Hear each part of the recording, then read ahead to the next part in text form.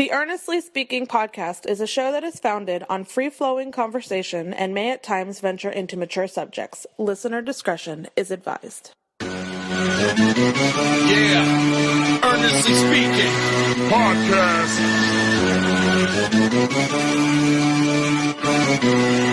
Let's get it. I'm a giant in New York, in Miami carry heat. So much more in store, my product can flood the street. Opinion Nation Godfather, CEO. Off in the late 90s, gon' see me blow. Oh. Got my hustle on, no imitation of that. Army of untouchables, Opinion Nation staff. Never an off season, homie, check the numbers. Heart throbbing my own right, supplying southern comfort. Earnestly speaking, my ego is well fed. Earnestly speaking, you're too evil and no threat. See, I'm like a hurricane, you're a mild breeze. Earnestly speaking, leaving Eli a dynasty. Shake!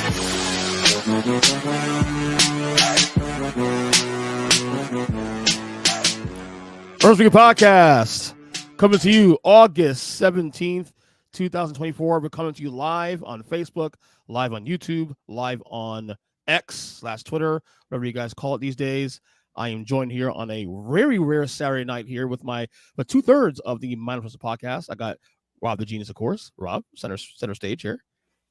Always good to be back. Yes, sir. And of course, DJ Minter, the host of the Mindfulness Wrestling podcast. What's up? Not much, brother. How you doing? I'm good. So we have this like weird habit now of reacting to lists that we think are ridiculous. We really do. Like whether it's music or it's wrestling now. And we did this kind of format on another episode earlier in the year. We did what was the Bleach Report's top of the WWE list, WWE Superstars list rather, and we went to town. First off, I didn't think we'd go 2 hours in that show. I had no plan of doing 2 hours in that podcast, and yet we went in on that show. I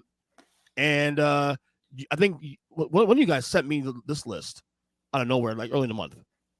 I thought you sent it to us. No, not me. It wasn't me. Maybe it was Rob. It might have been Rob. And I was like, "Ooh, do you want to react to this one?" I was like, "Yeah," because it was slightly different from the Bleach Report list. And the reason why we reacted to that list too was because that one was controversial. What to call it? In other words, a lot of things in there. You and I, us three, we're all close to the same age. We've been watching wrestling for 30-something years now, off and on. And the list we saw we felt egregious in some respects. This one, different from the Bleach Report, actually, you think about it. Still some errors in our opinion, and we want to kind of dive into that. This is Complex Magazine, actually. And they did a list, again, they put up this list in early August, 1 through 50, and we're going to go in 10, we'll go to 10, and we'll break it down. Before we get started, Rob, I'll start with you first. When you look at this list, before picking out things, because we'll obviously get to that in a second, what stood out? What when you saw the list as a whole, what stood out to you? What was your reaction? Okay, well, they continue to put certain, like, I hate the way that these lists take people like Bruno Sammartino and just completely have him out of context. You can't, like, if you're going to include him, then you have to, I guess you have to kind of, you have to kind of, to me anyway, you need to project and say, okay, if they had WrestleMania during his time, how many of those would he get made a minute, right? Right. And you have to and stuff like that. And they don't ever consider things like that. They just it's almost like they put him on these lists out of like obligation, and they have no sense of just what it meant to be world champion as long as he was, and to main event as many shows as he did, and they just completely lose sight of that because they didn't have monthly pay-per-views and they didn't have WrestleMania, right? And so it's almost like they treat it like a charity thing to put him on the list, and then they always put him like ridiculously low. Yeah. And and it just so that and then another thing that's common is that they take people who had great wrestling careers, and they overrate their WWE careers. That's a big one. That's a huge one. There are several here on this list, and they're more on this. I think they're more on this list than they were on the last one. there's quite a few actually. I know there's one in the bottom. I think in the bottom 10 that we're gonna touch on pretty early that I'm gonna react to pretty quickly. I will say I've got one in real particular. quick. But Rob, the thing about the Sam Rossini thing, the one thing I will say about that, I think that comes to terms with the fact that most of these lists compiled are really Vince McMahon Jr. era stuff. I think even if they don't say so, that's what I come to terms with now. Is that anything from Vince Jr. on, from 82 on, gets to shine. So Sammartino, while will get some shine because he was still around at the tail end of that, but he was clearly not in the same Sammartino from the 60s and 70s that we know the legend is. If we took the entire company going way back to Vince Sr., obviously that's a whole different list there. And Sammartino could have an argument being on the Mount Rushmore. Oh, and to me, then you know what? Then just don't put them. Just don't go back that far. Then that's a good point. DJ, go ahead. That's my point. To piggyback off what Rob is saying, you almost have to separate these lists into Vince Senior era and Vince Junior era, because if you're going to include Sammartino, how do you leave out Pedro Morales, Superstar Graham, Gorilla Monsoon, Bob Backlund? How do you not? Because all of these guys had very, very significant. And when you, again, if we're talking about longevity in the company and impact in the company, there's some people on this list who were not in the company as long as some of these other people were pre-Vince Jr. So it's almost unfair to really include, and not to diminish anything of Bruno's accomplishments, but if you're going to include him in a list that has anyone from the last 40 plus years of Vince Jr., then it's kind of unfair because you are omitting a lot of guys who had awesome careers and were just as important to WWE in their day, or WWF as it were, and WWF prior to that, as some of the people, and in some cases even more so than some of the people that are on this list. Right. Look, I mean, honestly, if you're going to put everything in proper context and go all the way back, you can make an argument for Bruno be number one. And you that's what I was saying. I think about Rushmore. Yeah. And you could launch half of this list into the sun and throw some of the names that I just gave you onto this list. Is that your favorite cliche? Is that your favorite saying, DJ? Launch it into the sun. Launch it into the sun. You always say that every episode. I feel like I love that multiple times. I love that. For record, launch that shit in the sun, man. Right into the sun. DJ, what stood up for you looking at this list before we dive into it? Do you want individual persons, or do you want to wait until we get to that person? Well, what I guess what was the overall thought process? Like what we look at this list like, whoa. Scrolling down the list, I wasn't in shock or awe of any of it.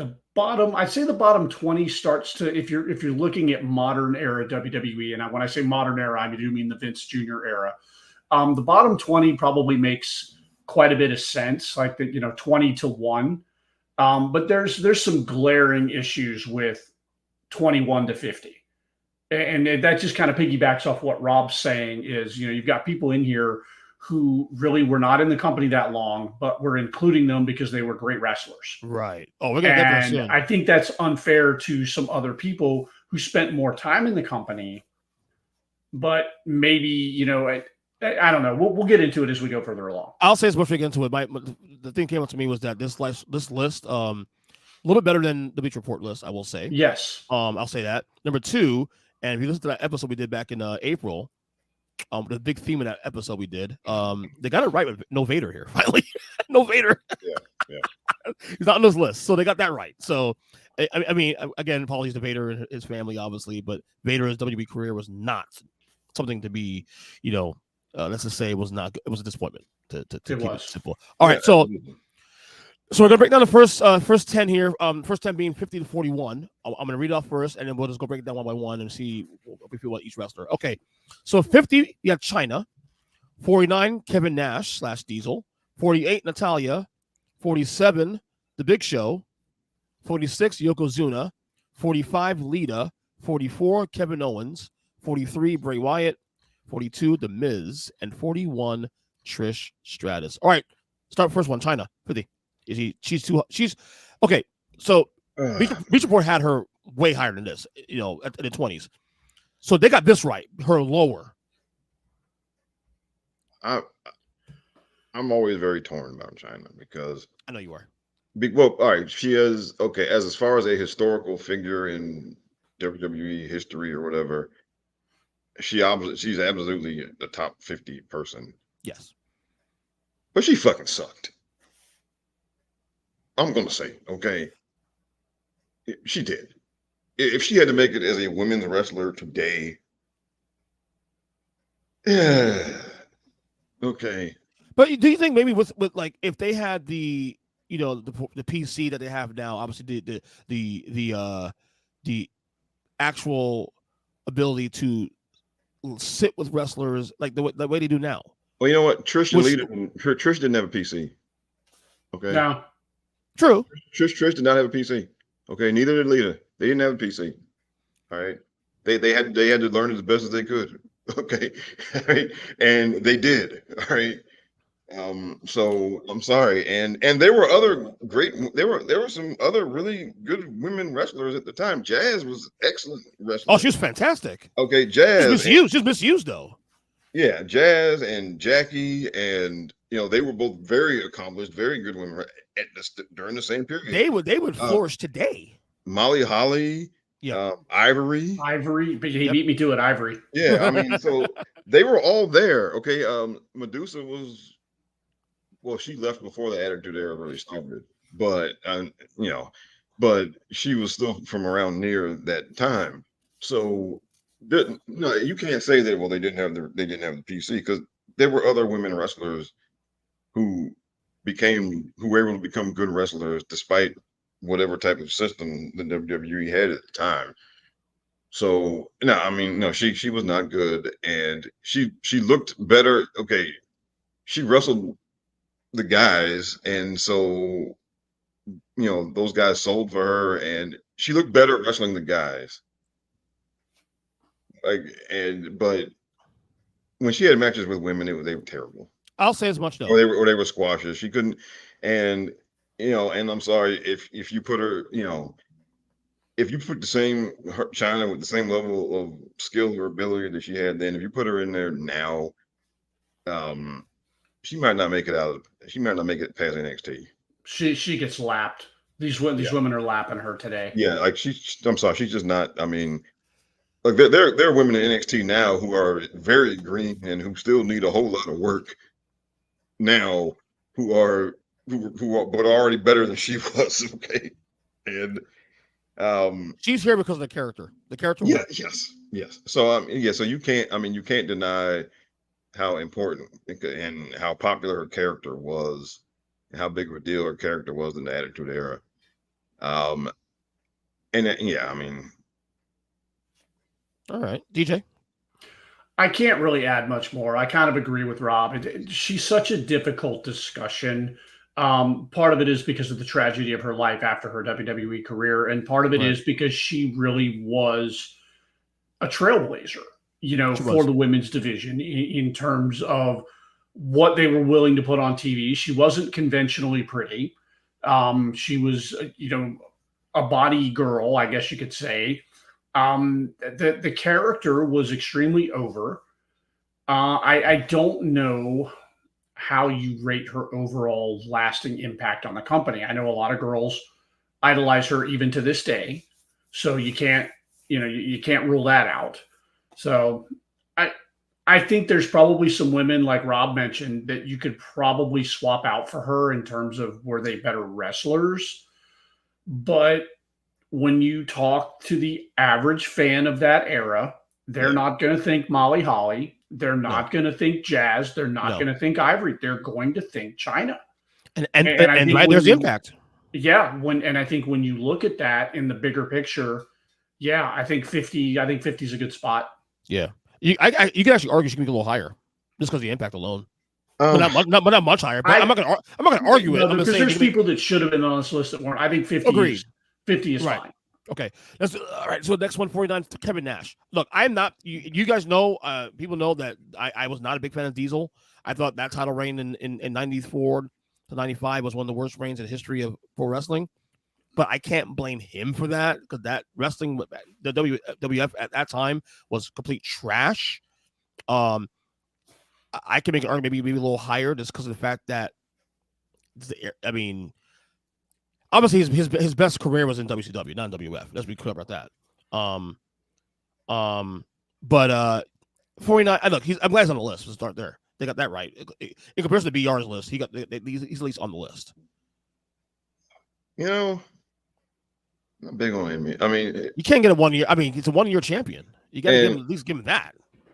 Well, it's okay. Like his best years. Is he a Grand Slam? Is he a Grand Slam champion also too?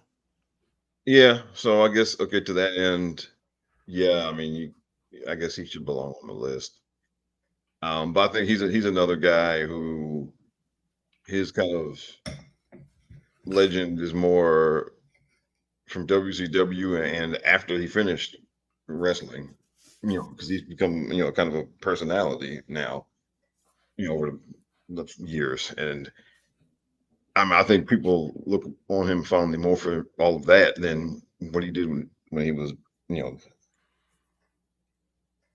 champion, basically. Well, I think people have kind of retroactively given him bonus points for his WWE career based on everything that happened afterward.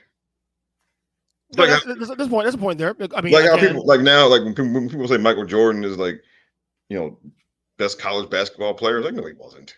No, not even close. But people give him bonus points for his college career now because of the NBA career. No, and that's a good comparison actually. There, DJ, what about you? I liked Kevin Nash. I liked Diesel, but I also think that he gets bonus points because of his comrades. The Outsiders doesn't work without Scott Hall. There's no way in hell Kevin Nash comes over to WCW and does that on his own. And I think he gets bonus points for hanging out with Scott Hall making him look better than he may have actually been. And I hate saying that because the guy was good at what he did, for being a big guy wrestler. He was really good at that. And, he adapted to the business very well, especially for being a guy his size. A lot of big guys end up being just lumbering, nothings. And he was a little bit more three-dimensional than that.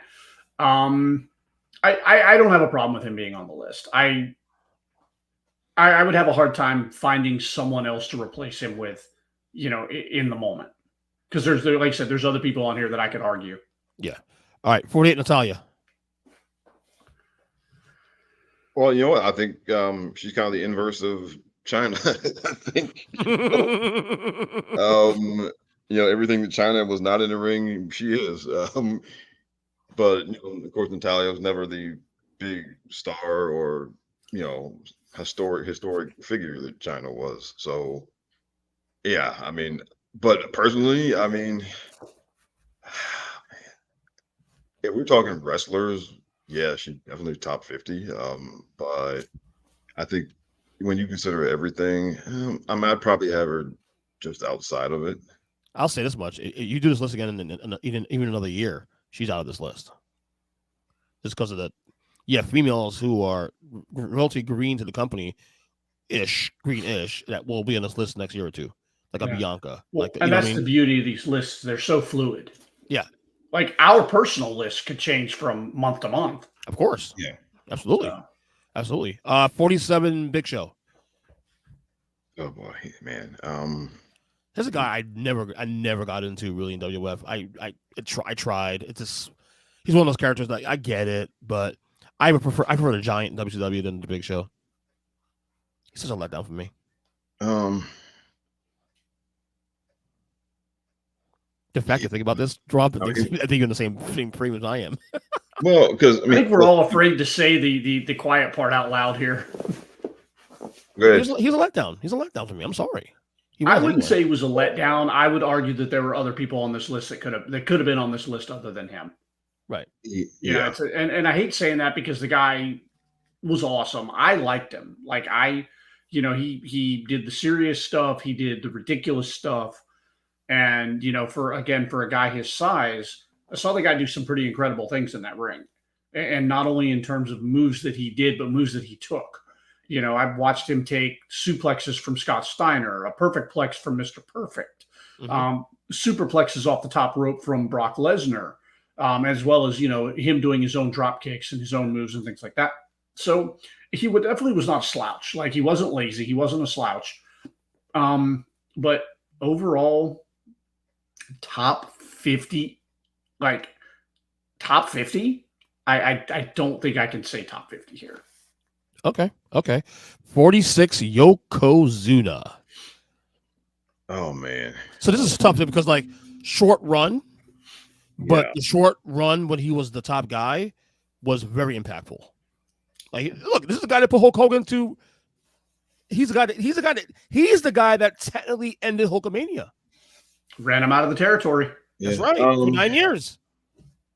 I'm going to say this. I think he had a short career there. I think he's another guy. I think he gets bonus points today because of association, and that association would be the family he was part of. You think so? Yeah. Not on my end. I've never viewed that. I know. I for the record, I didn't know he was related to the Roman and those guys until like maybe 3-4 years ago. Well, I mean, but ever since, like, they've been hitting that heavy for the past 3 or 4 years. Yeah. And they've been talking it up a lot. And I mean, he was champ for like almost a year. And then once that was over, I mean, he didn't, I mean, he wasn't long for the place. Once that was over. His own doing though. His weight was on. Oh, yeah. But top 50, I guess this is about right. I mean, I can't argue putting him in the top, but he's another guy. If I thought about it, I might be able to come up with 50 people I would have ahead of him. Of course. Yeah. Go ahead, DJ. I kind of disagree with Rob that he gets points because of his family. I think that the 93 to 95 era, I'm actually covering a lot of this in another podcast that I do called the Big Five Project. And we actually just covered the end of his reign where Bret Hart beats him at WrestleMania 10. And that whole time period was, aside from like the top of the card, Bret, Yoko, whatever Owen was doing, there was a lot of crap in WWE from 93 to 95. There really was. And Yokozuna during that time period was not part of the crap. So I have to say he belongs on this list simply because if you watched WWE during that time period, and God help you if you stuck it out, I say it all the time. Kids talk about how bad 2015 to 28 was, or 2015 to 2018 was. Please, I beg you, go back and watch WWE from January of 93 to December of 95 and get back to me. But Yokozuna was a high spot there. And people who watched during that time period and gutted it out remember Yokozuna because of his size, because of how dominant he was. Yeah, no, I think he's right where he should be. 46. Okay. 45, Lita. She gets some love. Thank God. Some Lita love here. Jeez. She wasn't on the BR list last time. No. Oh, okay. Yeah, I'd say I think 45 is probably about right.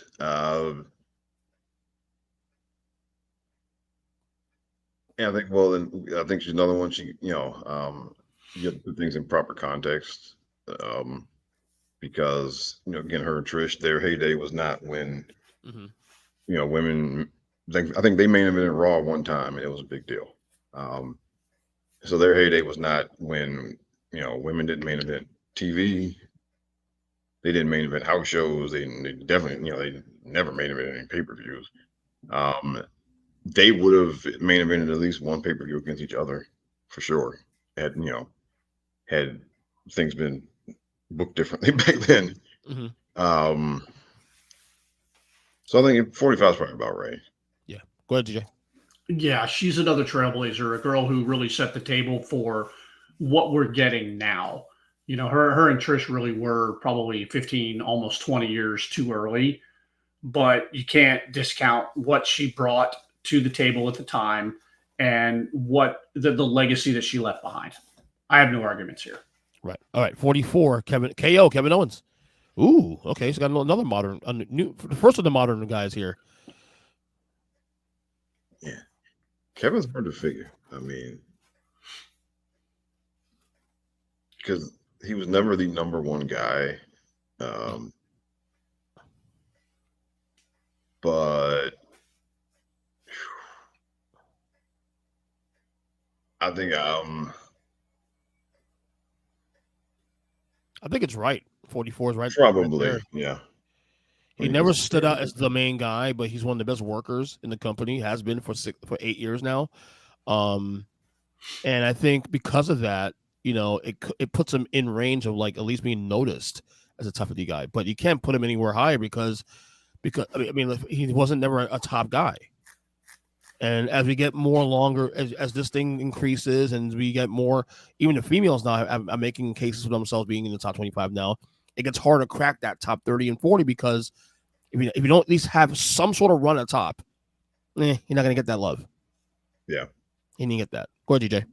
Yeah, I think with Kevin Owens, the real story is going to be how is he remembered 20 years down the road?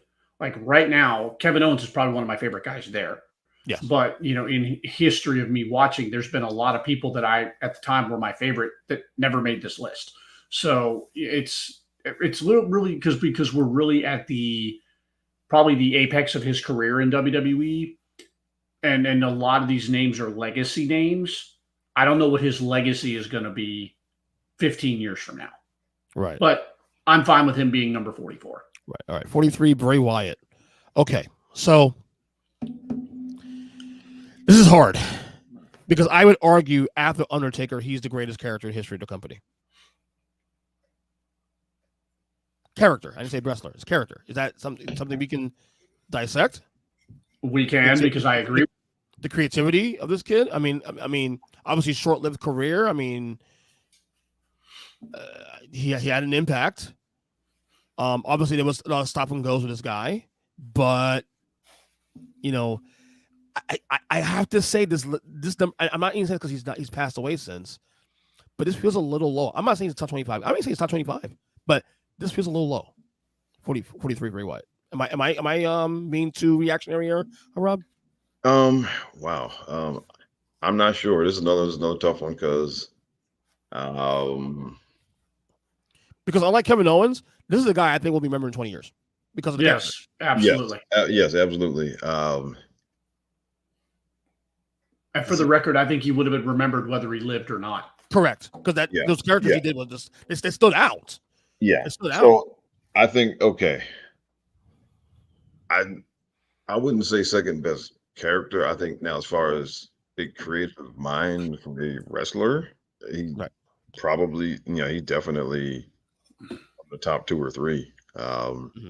There just aren't that. I mean, he might be the most creative wrestler. Period. Yeah, I mean, because he came up with this stuff himself, right? Yeah. I mean,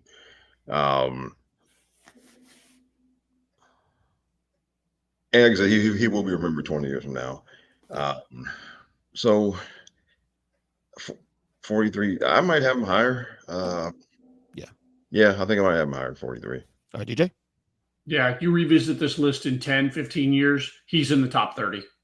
He may even be in the top. He may be even like between 20 and 30. You think so? Absolutely. Absolutely incredible mind for creation.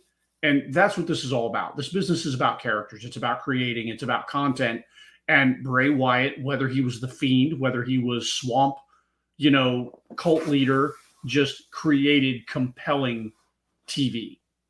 And I think the best was yet to come. Now, like you said, there was a lot of start and stops. There was a lot of hits and misses with the booking side of it. Yeah. But his creative work, untouchable. Yeah. I think Undertaker's the only guy that's in that conversation with him. Right. Character. So, all right, 42, The Miz. This feels right. And this is not even a knock on him because I think he's phenomenal. He's a great worker, great character. Was never a top guy. He did headline WrestleMania, though, one time. But I think a guy like him, I think you can make a case be a little higher because he's had a longevity thing and still be relevant. But again, he falls that cracks of like as we go more and more longer into these years and more quality wrestlers come into the fold, he's gonna fall a little bit. But he's definitely top of the guy without question. I think 42 feels right. I can argue a little higher, but not much higher. But 42 for Miz. What do you got, Rob? I think, okay, he's a top 5 employee. Without question. Yeah. I mean, when you consider like everything he has done for that company, up and down, top, middle, bottom of the card, stuff, going to different things, media things and all that. Like he has done literally everything you could possibly do there. He's been there. He's been almost 20 years now. And if you're talking like guys who work for the company, yeah, he's a top 5 guy to work for the company. Top 5 employee. Yeah, just in terms of, just in terms of like, because he literally even said, at one point he would say, look, if you got something that nobody else wants to do, I'll do it. Right. Mm-hmm. Yeah. And so he's one of those people, like, he really did earn all of this shit. I mean, he really did make this stuff happen through hard work and, just not giving up and all that. He's one of, like, a lot of people say that, but like, he's one of the cases where it's actually true. But as far as, 42 is probably right. I think. Yeah. All right, DJ. Yeah, I agree with everything Rob said. He's the perfect company guy, understands what the business is, understands how it works. And for a guy who was not, quote unquote, bred into the business, I think he gets it better than most people who were. Like, he understands this is a job. They hired me to do a job. And whether I'm going out here and having a serious wrestling match or I'm doing some slip on a banana peel bullshit, he gives you 110% every time he goes out. Right. 41, Trish Stratus. This is where what BR got right, closer to right, that this magazine got wrong. She's too low here. Yeah. Absolutely too low. Yeah. And look, I think you can still make the argument for being the number 1 woman all time. No, absolutely. And she's the template for everything we've got now. Yeah. She really is. And look, she got reach outside of the wrestling bubble just by being a wrestler. Like now, because now, they do a whole lot of PR stuff and, to get people exposure outside. She just got it by virtue of being on the wrestling program, and she got noticed being on the wrestling program. Okay. Yeah. And it's a lot harder to do that. It's a lot harder to get reach outside from just being on the show and from not the company, calling people and booking you for stuff and whatnot like they do now. And yeah, she should be higher because again, she's the template for, like, she's the template for, women wrestling superstar. Period. Go ahead, DJ. Yeah, no, it's like I said, everything we just said there, I believe she should be higher. She should easily be between 21 and 30. Maybe Agreed. Even you could make a solid argument for her to crack the top 20. Yeah, that's because of the impact. I agree 100%. All right, it's the next 10 here. Okay, number 40. This is my biggest pet peeve of the whole entire list. Number 40 is Harley Race. 39, Roddy Piper. 38, Booker T. 37, Jake Roberts. 36, Batista. 35, Drew McIntyre. 34, Sami Zayn. 33, Ricky Steamboat. 32, Daniel Bryan. 31, Edge. Number 40, Harley Race. The biggest problem is this entire list. He shouldn't be on the fucking list. Because outside of his feud with JYD, what the hell did he do? Harley, I did some research. This was the one glaring, and I 1000% agree with you. Harley Race had a 3-year WWF career. Yeah. He was an NWA guy. He literally came to WWF for the paycheck. And aside from JYD, like you said, there was no other major thing. Yeah, he was King Harley Race. He didn't do anything with it. And he went out with a whimper. I looked and I did some research because the one name that's not on this list, and there are several, but the one that sticks out to me the most that you could have put right in this spot is Rick the Model Martel. Rick Martel had 2 WWE runs. He had one from 80 to 82, and then he had a 9-year run from 86 to 95. Okay. And again, when you talk to the average person who watched during this era, not a fucking one of them is going to mention the name Harley Race. Most people forgot he even went to WWF. Okay, unless you were like a hardcore fan and you watched all along, your average person will remember the model. And to me, this is the most egregious. And I hate saying that because Harley had a remarkable career. Harley was awesome, but he was not a WWF guy. He wasn't. He should be on the list. Period. Right. No, Exactly. no. I don't think it's top 70. To be honest, with you being realistic here. He's like, I don't think it's top 70. I mean, no. What did he do other than the JYD feud and the match with Hogan that we covered on my Wrestling Retro podcast that he got hurt his hernia? What else did he do in WWE? Nothing. And he shouldn't be here. No. Like you said, DJ mentioned Rick Martel. I will always bring up Tito Santana. There you go. And Okay. Tito Santana. I'm going to spoil it now, too. There's one more guy on this list who I can't stand for the records. He's a horrible human being. But you know who else is on this list at all? Ultimate Warrior. Yeah, the Ultimate Warrior. Not on this list. Oh, that's ridiculous. You put Harley ridiculous. Race on the list. And not the Ultimate. Stop it. I mean, that's ludicrous. I'm sorry. There you go. I mean, look. Harley Race might be a top 10 all-time wrestler. Yes, Yes. we'll give you that. Yes. And he's definitely, if you were doing an NWA top 50, he might be number one. Okay. He's in the top 5 for sure, if nothing else. Yeah. But yeah, again, like DJ said, he came to WWF for a paycheck. He was there for a short time. Martel will be ahead of him. Tito will be ahead of him. Hell, but I mean, Junkyard Dog came for a paycheck, and his paycheck run was better than Harley Race's. Okay. Yeah, I put JYD here before I put Tim. Yes. Straight up. Yes. Easily. Yes. I mean, come on, man. Okay, let's move on. Next one. I'm glad we're all in unison here. Yes, this is by far the worst. This is the Vader of this list, by the way. The Vader of this episode. Okay. Yes. For the record. Okay. 39, Roddy Piper. So remember in the last episode we did where we say he was too high over Hogan, number 9. This is too low. This is way worse. too low. This is worse, but the other way around. Yes. Yeah. He's definitely a top 20 guy. I never argued that he wasn't. My argument was more so you can't put him over Hulk Hogan. You can't do that. No. But he's a top 20 guy. Yes. He's not 39. That's ridiculous. Go ahead, Rob. Yeah, you can. I mean, yeah, that's crazy. I mean, he was at one time the most hated. He was the number one heel in the entire business. Correct.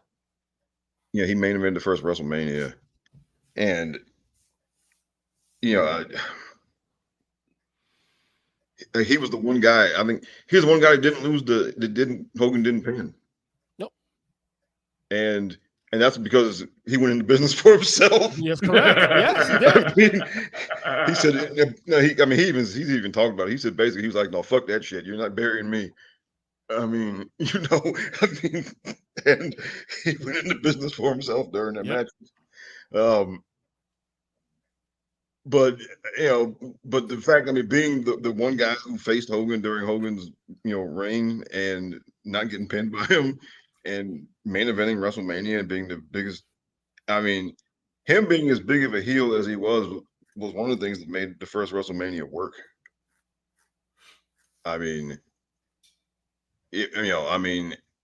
You had to have somebody that people wanted to see lose that bad for that many people to, tune in for that show. Right. And he was that guy. And then at one point, he became a babyface, and he was darn near almost as popular as Hogan was when he was a babyface. Yep. Sure was. You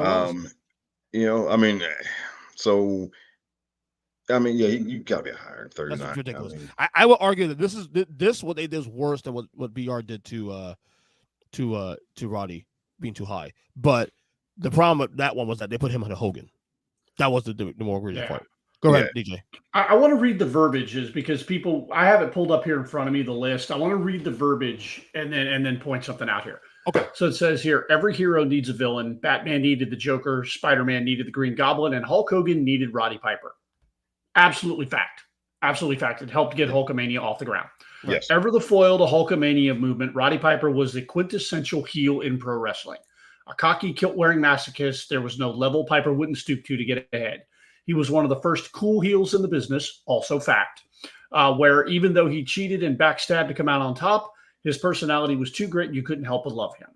from going toe-to-toe multiple times with Hulk Hogan, putting on wrestling clinics with Bret Hart, having a brutal Hollywood backlot brawl with Goldust, now Dustin Rhodes, or putting hands on Cyndi Lauper, if I can read.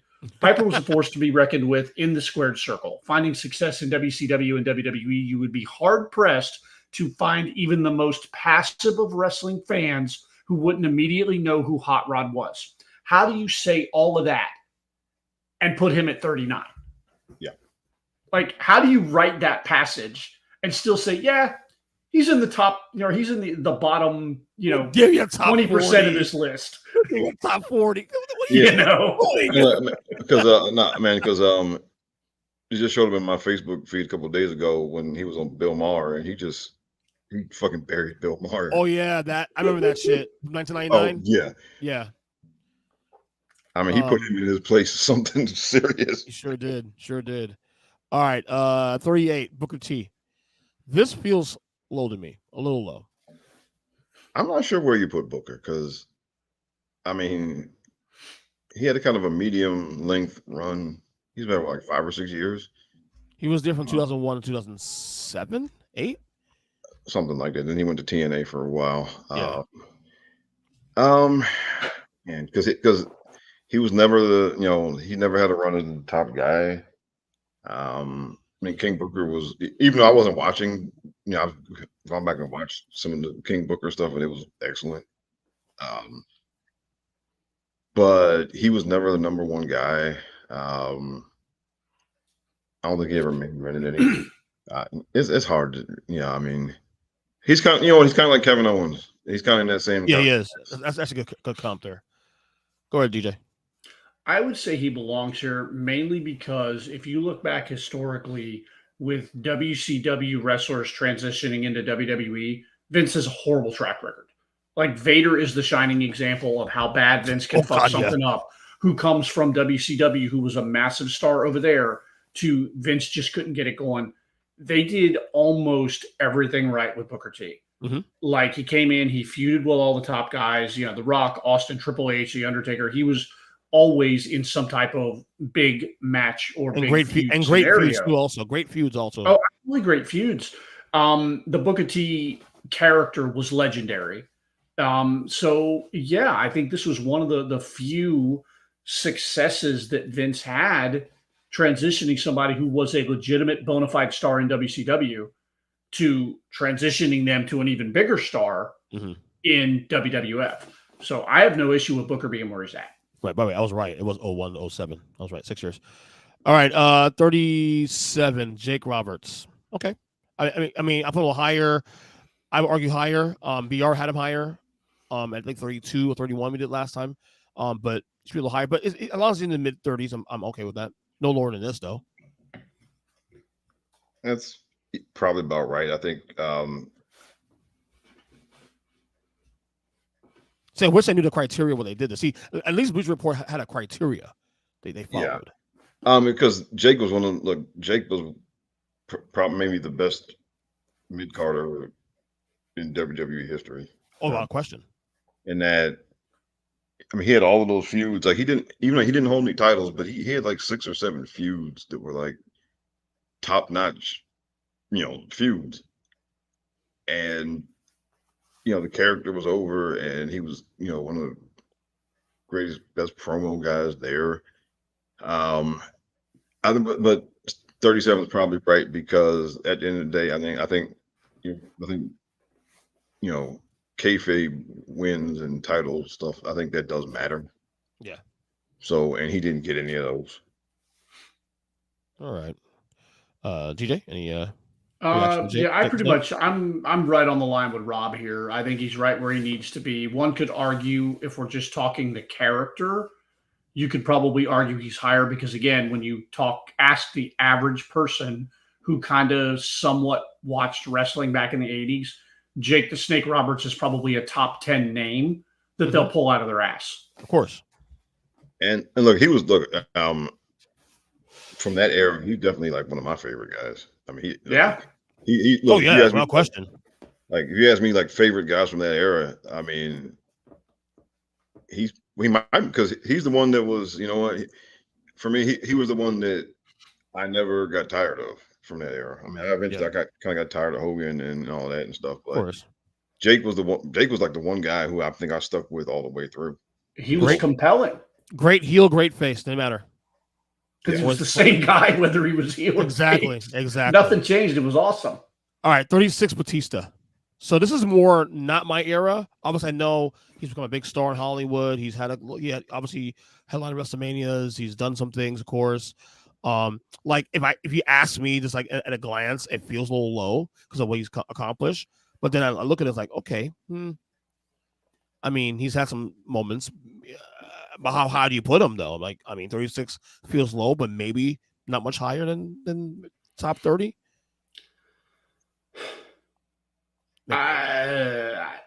This is tough. Would I be an asshole if I said 36 is a little high? That's what I was thinking. Wow. Okay. Batista's such an odd discussion for me because I love the guy. Like I did, I enjoyed his run. But I also think that Batista was better depending on who his dance partner was.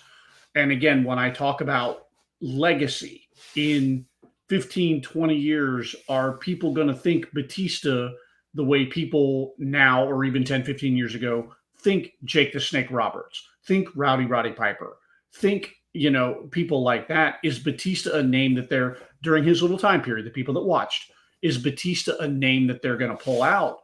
I don't have the answer to that, And he, his run because he was injured a lot. And I think, he won the world title in 2005, and by 2010 he was done. And short run, but and he, like I said, he was injured a lot. And I think DJ, it all depended on like who he was working with. And he's.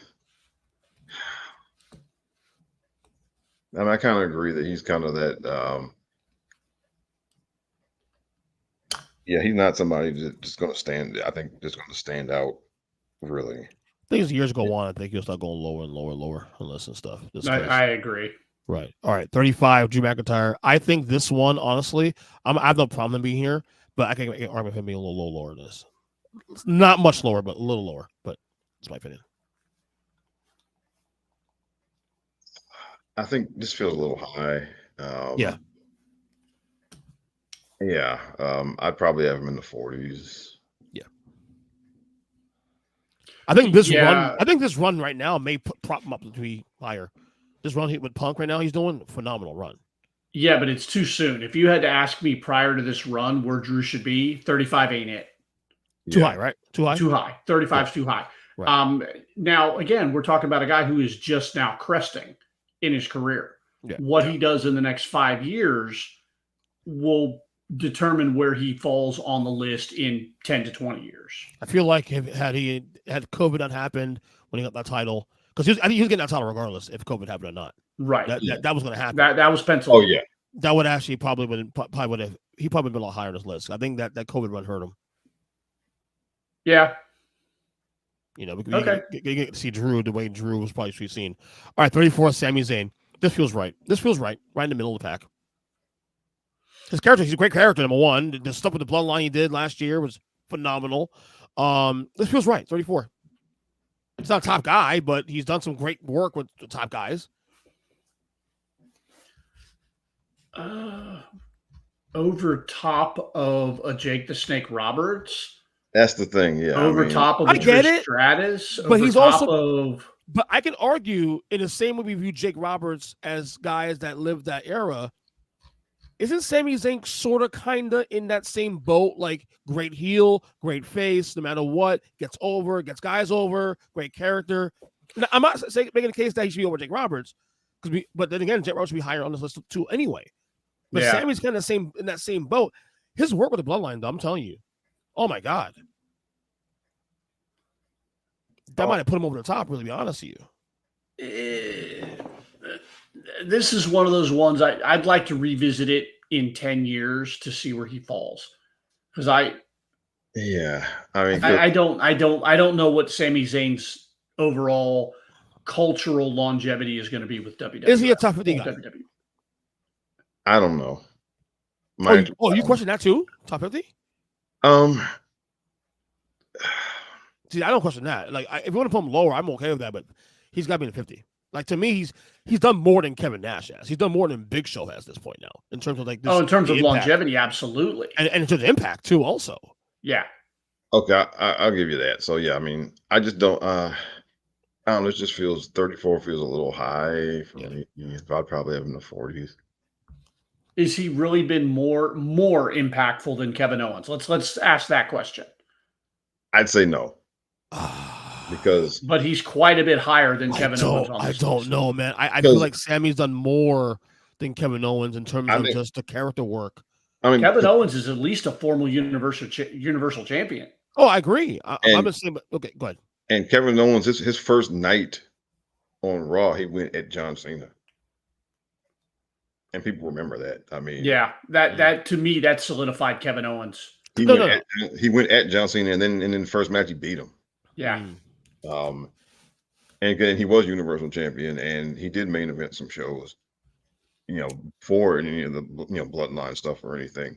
I mean, Sammy got his ascended to where he did because of the bloodline story. I think this number is what the kids call recency bias. Yeah. No. I agree with that. That I agree with also too. But I do think Sammy's work has been, especially the last 4 or 5 years, has been phenomenal. So it's hard for me to have this discussion without sounding like I don't like Sammy. I love Sammy. I love Kevin better. I love Kevin more. Kevin just does more for me. I'm split on the two. I'm split on the two. I mean, like Sam a little more, but not much more. All right, 33, Ricky Steamboat. This is about right. We discussed in the last podcast we did with the BR list, and I believe Ricky Steamboat was around 35, 36. No, I apologize. I'm wrong. He's too high. Yeah, because again, like I said about the BR list, how can you can't have him here and not have Tito Santana? I agree. I mean, Ricky was there for what, like 3 years? 3 years. Yeah. 86 88. And aside from his feud with Macho Man, what did he do? Nothing. I mean, yeah, he had that, and then the feud with Jake. With Jake. His first feud with Jake, yeah. Yeah, that was it. And again, he was the Continental Champion for like 2 months. I mean, and for me, again, they continue to disrespect Tito Santana here. And Tito. I mean, look, Tito was tag team champion a couple times. He was Intercontinental champion a couple times. He feuded. But he had like a 10-year career there. Yeah, and he was a guy that he was one of that guy where if you just needed somebody to have a really good match on TV with anybody, for 10 years he was that guy. I agree. Yeah. And just to me, this is complete. Just I'm not saying Tito should be. I mean, if Ricky Steamboat is in the top 50, then you can't have Ricky Steamboat in the top 50 and not have Tito in the top 50. By the way, where's real quick? A little spoiler. Where the hell's Ted DiBiase? Thank you. All right. Anyway, don't get me started on this guy. All right, 32. Daniel Bryan. Now this is low. I mean, it's right. I think his peak. If we were gonna judge him by like, if the Yes Movement thing is huge. Run there was the Yes Movement type of huge. It was huge. I mean, I wasn't even watching at the time. I remember seeing it. Yeah, it's just he unfortunately injuries. I mean, if he had taken that and then put together a 3 or 4 year run, at that level, coming off of that, then I would put him higher. But he had the injuries, and unfortunately, that cut it short. And so I think 32 is probably in the 30s somewhere. I think is probably right. Right. So I mean, his peak is higher than a lot of people. Oh God, yeah. I mean, he headline quote unquote. So his peak is higher than Kevin Owens, but I mean, Kevin Owens' if you look at the entire career, I think Kevin Owens' entire WWE career is better than his, but his peak was higher than Kevin Owens. Kind of like the Ultimate Warrior argument with other wrestlers. I agree. Go ahead, DJ. Daniel Bryan. I really don't have much else. I think he's probably right where he should be, maybe even a little bit too high. Wow. But again, we're talking longevity and impact, and I think that period of time where he was out with just that injury where we thought his career was over, I think really kind of drags that number down a bit for me because we don't know what we could have gotten. That those tastes can be very controversial some parts. Just be careful. You might get in trouble. You might get in trouble, guys, on the internet. Well, I run a podcast, pal. I better be used to expecting to get in trouble with somebody. That's true. Right. That's very true.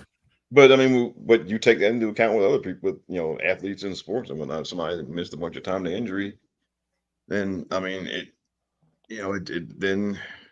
Bill Walton. Bill Walton missed off. Bill Walton's peak was just like Daniel Bryan's peak. He was the best player in the whole league, and he won the championship. For 2 years, and then he fell apart. Yeah, it's just very true. That's a great analogy, buddy. All right, 31 Edge. This is low. See, it's funny because Edge is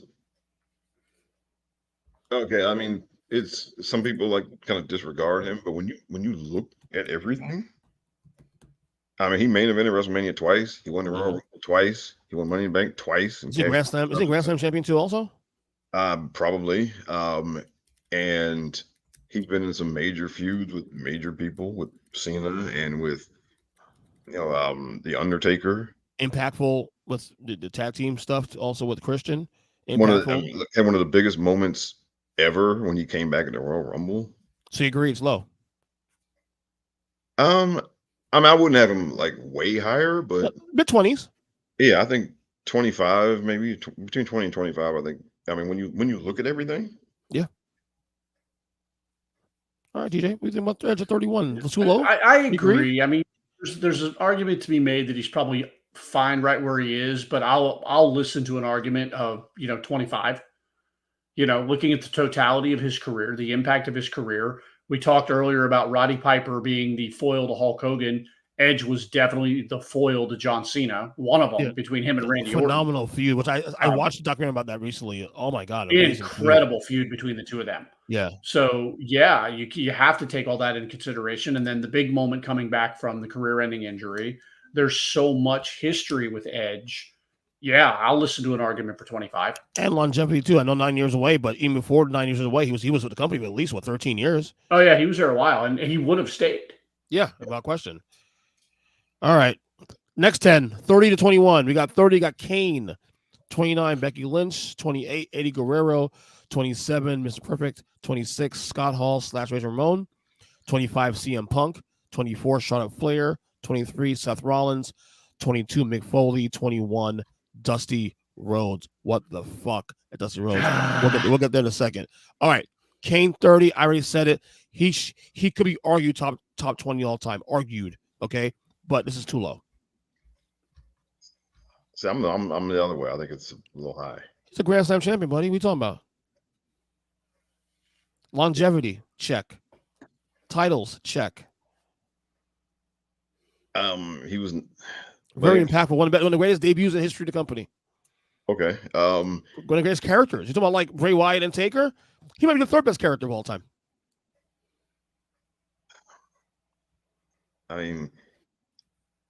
Okay, we're gonna say. For me, all right. Maybe it might be personal taste, but if we're gonna penalize Kevin Owens for never being the top guy, Kane never was either. And personally, I would have Kevin Owens at Kane. Really? That's that's a take. I disagree with that take. That's a take. Oh my God! I am clipping this, Rob. You are going to get murdered. You're going to get murdered on the internet, buddy. Now the reason why. For career? That's a take. Holy shit. Because all right, look, the last 10 years, of Kane, I don't know when exactly he I think it was 2018 maybe when he finished. But 20 years after he started? But half of that career was he was. What makes me about Kane though is that he was able to keep that character fresh. Yeah. He never got old. He kept it fresh every couple of years. Yeah, I'm not saying he's top 20, but there's an argument for it. There's an argument top 20 for Kane. He's way too low. He should be at least between 21 and 25. I'll give you that. Y'all got it. All right, go ahead, DJ. If correct the co-host here. If Edge is 25, then Kane is either 24 or 26. Easily. You can plug him in there, mainly because of the longevity of the character. Yeah. Again, the evolution of the character. And again, when we talk about when you ask your average person watching during that era, Kane is probably a name that they're going to pluck out of the air. Yeah.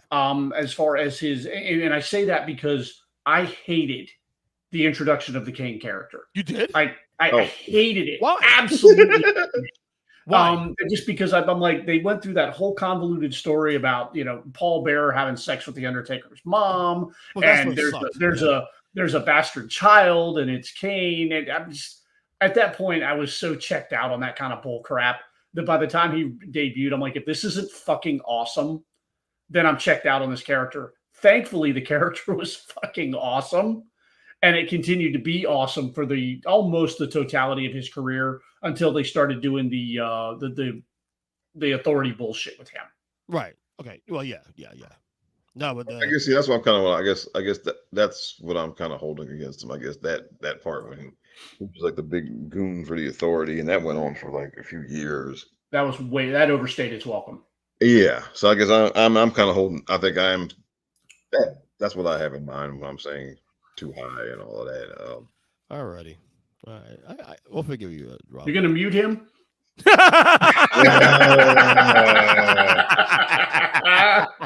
All right, 29, Becky Lynch. This feels about right. Maybe a little high, but it feels about right. She's headlined WrestleMania.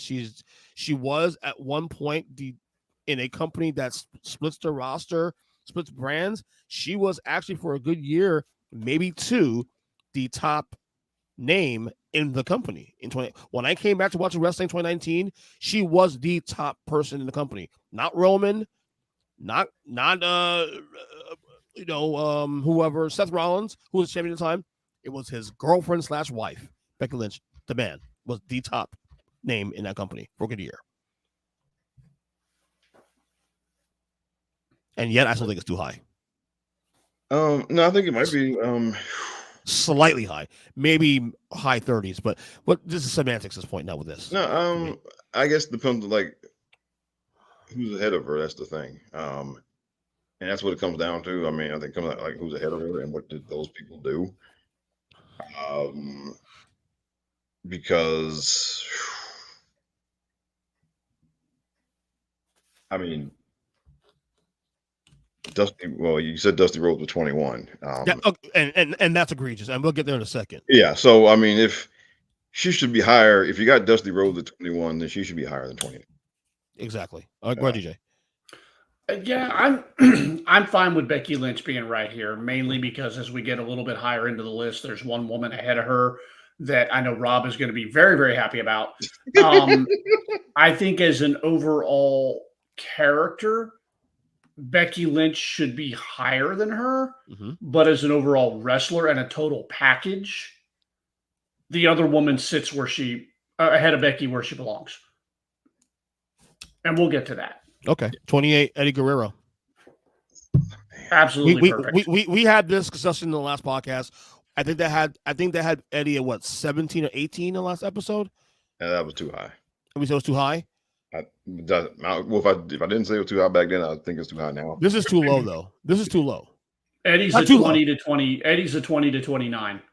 Probably closer to 20 than 29. Correct. That's my point. He should be 20, 25, my opinion. 22, 23, maybe. What hurts him is the lack of longevity. Yeah. It was the only 3 years and he was gone. And then you could say, arguably, as far as ring work, his best ring work was before he got there. Yeah, agreed. Both, whether it was WCW or when he was in Mexico. Of course, we can't say that because then we get murdered by the IWC, because Eddie Guerrero is someone you don't talk shit about. I'm not talking shit. Nobody's talking shit. I'm just saying, like, people will tell you he's top 10 all the time. I'm telling you right now, there are people who will tell you he's top 10 all the time. And that's ridiculous. And it's ridiculous. You can't have a 3-year career and be top 10 all the time. Sorry, that's not going to happen. And honestly, in that 3 years, like like his peak wasn't even Daniel Bryan's peak. So right. There's that. I think if he had lived, it would have eclipsed Daniel Bryan. Because he's actually one of the greatest. Eddie Guerrero had more gas in the tank, man, and he absolutely would have eclipsed Daniel Bryan. I would argue he's the top 5 worker of all time in the company. One of the best workers ever. And there was just something so charming about the Latino Heat character. Yeah. What he finally evolved into before he passed away was iconic and legendary and so good. Honestly, they've been trying to recreate that with almost every Latin wrestler they've signed. They have. Ever since. You can't, man. Yeah. Eddie had something special.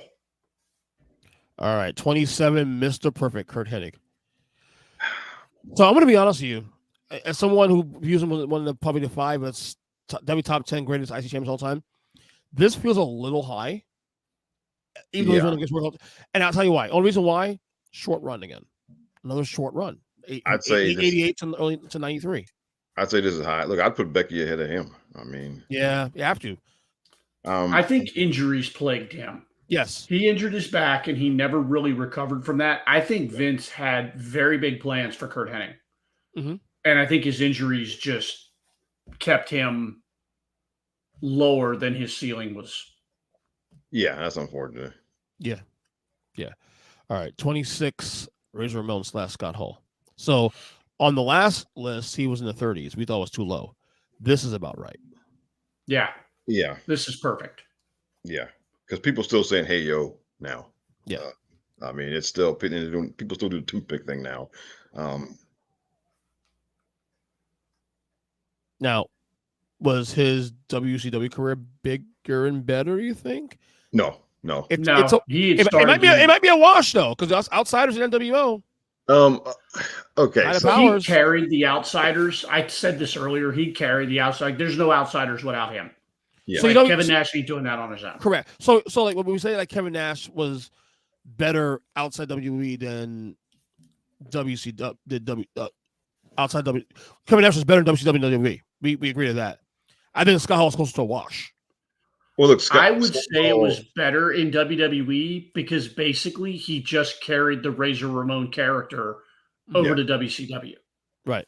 And also he and Shawn Michaels, they changed the ladder match forever. That's true. That's a good point. That match used to just be 2 guys rolling around the ring, and then one of them grabbed the ladder and then the other one pull the other one down and they would fight some more. That's what that match used to be before that match at WrestleMania 10. Like, I mean, before that, I mean, honestly, the ladder match was not anything you were excited about before that match. Yeah. I mean, because I remember when, I mean, I was halfway checked out, but when they started announcing the ladder match, I was like, oh, who fucking cares? I mean, seriously, because. No, I get it. I mean, it just wasn't, those matches were not great before then. No. And they turned that match into a whole different thing. No, you're right. I don't have the actual data, but I think that match is probably the one match I have watched the most in my life. Ladder match. They have, I mean, and look what, and then and then that eventually turned into the TLC match. And if you want, and going back to Edge, turning the ladder match into the TLC match is one of the things for Edge, basically. Right. And so with Scott, I mean, he and Shawn with that match, they single-handedly changed. I mean, they changed wrestling history with that match because again, that match was nothing to write home. That type of match was nothing to write home about before what they did. Yeah, true. Good point. 25 CM Punk. This is right. Right. Boom. 25 right there. You can argue higher. I wouldn't say no, not higher. Lower. I don't know. I think he's about 5 too high. I mean, Pipe Bomb, he had a strong run, first run there. I think him stepping away from the company and the way he did it hurts him. Without question. Honestly, I think it hurts him. I think he was the right guy at the right time. The product had gotten a little stale. People were starting to get a little tired of the John Cena show. And they needed something fresh. I think CM Punk freshened it up at the right time. But again, we also took a decade off. And not just went elsewhere. You walked away from the business. And regardless of how impactful he was from 2012 to 15, Yeah. that's still only 3 years. That's still only 3 years of impact. Now, he had a hell of a run. He had, one really good run with the World Heavyweight Championship. I think 25 is high in the overall impact of the culture of WWE. All right, 24, Charlotte Flair. All right, Rob, here we go. Wax Poetic. Girl. Okay. Probably about right. There's, one name, in relation to her who we're going to get to later, who we all think should be lower. being, I think it's about right. I mean, for what she's meant to women's wrestling, and I'd say that's about right. Yeah, I agree. I agree with you, DJ. Easily one of the top 3 nepotism kids in the history of the business. She really, and she's building a career that may very well rival, if not surpass, her dad's. And I say that with absolutely no hyperbole. She's awesome. Like, she gets every bit of it, the character, the psychology, the ring work.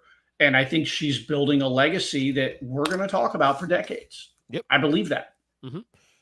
Spoiler, her father's still on this list, and she's beheaded her father, for the record. That's my opinion.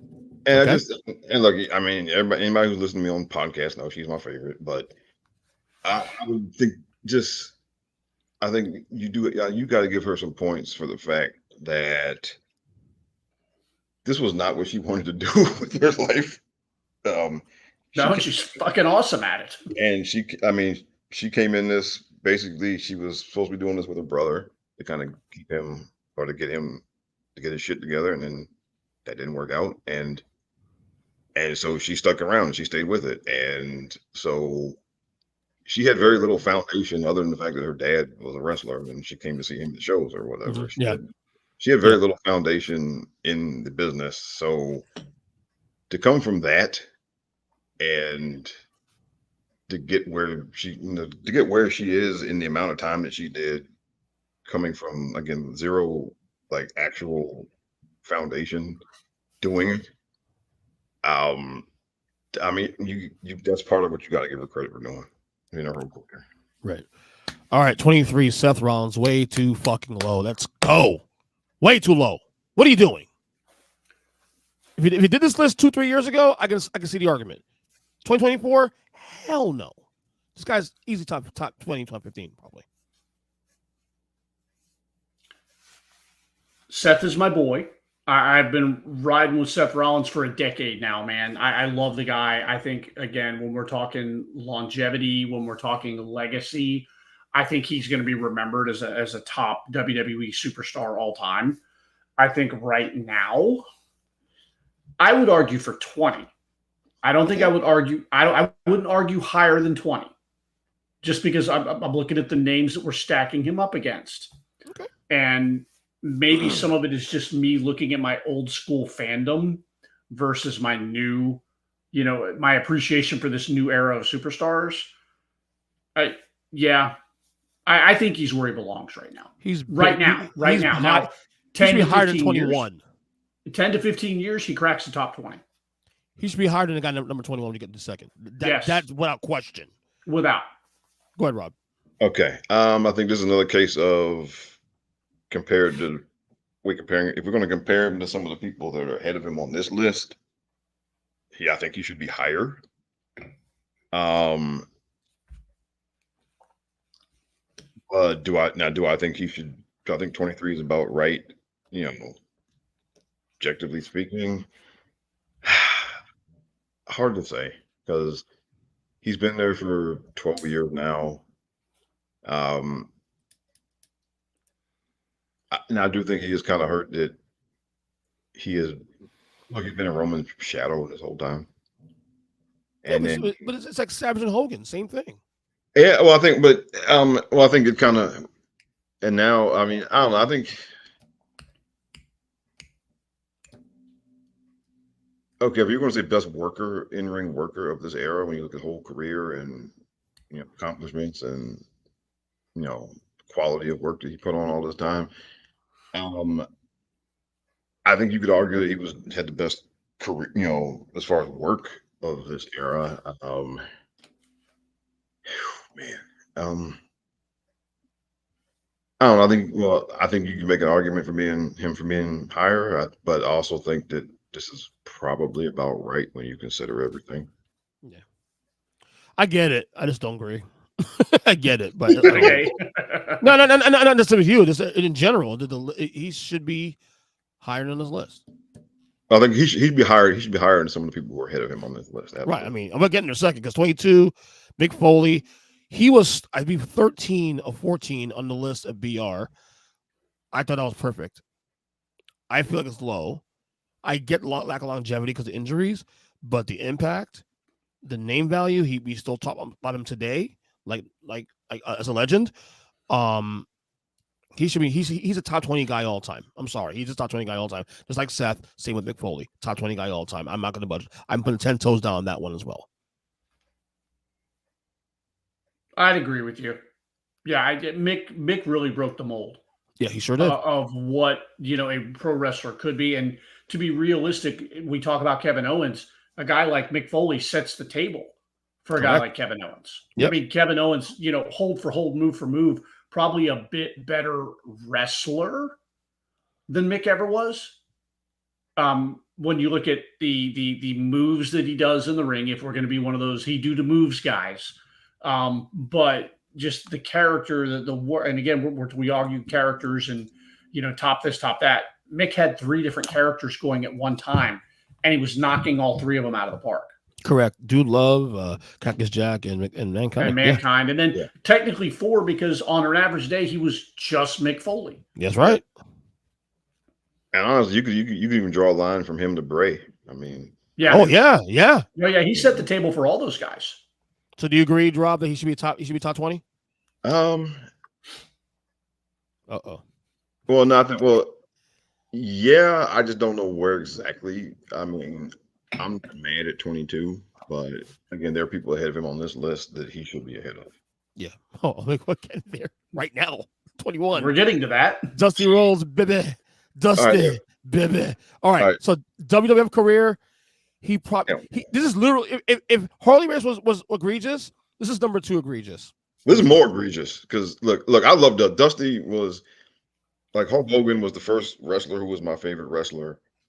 Second guy who became one of my favorite wrestlers was Dusty Rhodes, and he was my favorite NWA wrestler at the time. I love Dusty Rhodes. Okay, Dusty Rhodes is not a top 50 WWF wrestler. No, he's not. Look at his career. He didn't do. I mean, it wasn't that was bad. It was a solid 2-year run. It really was.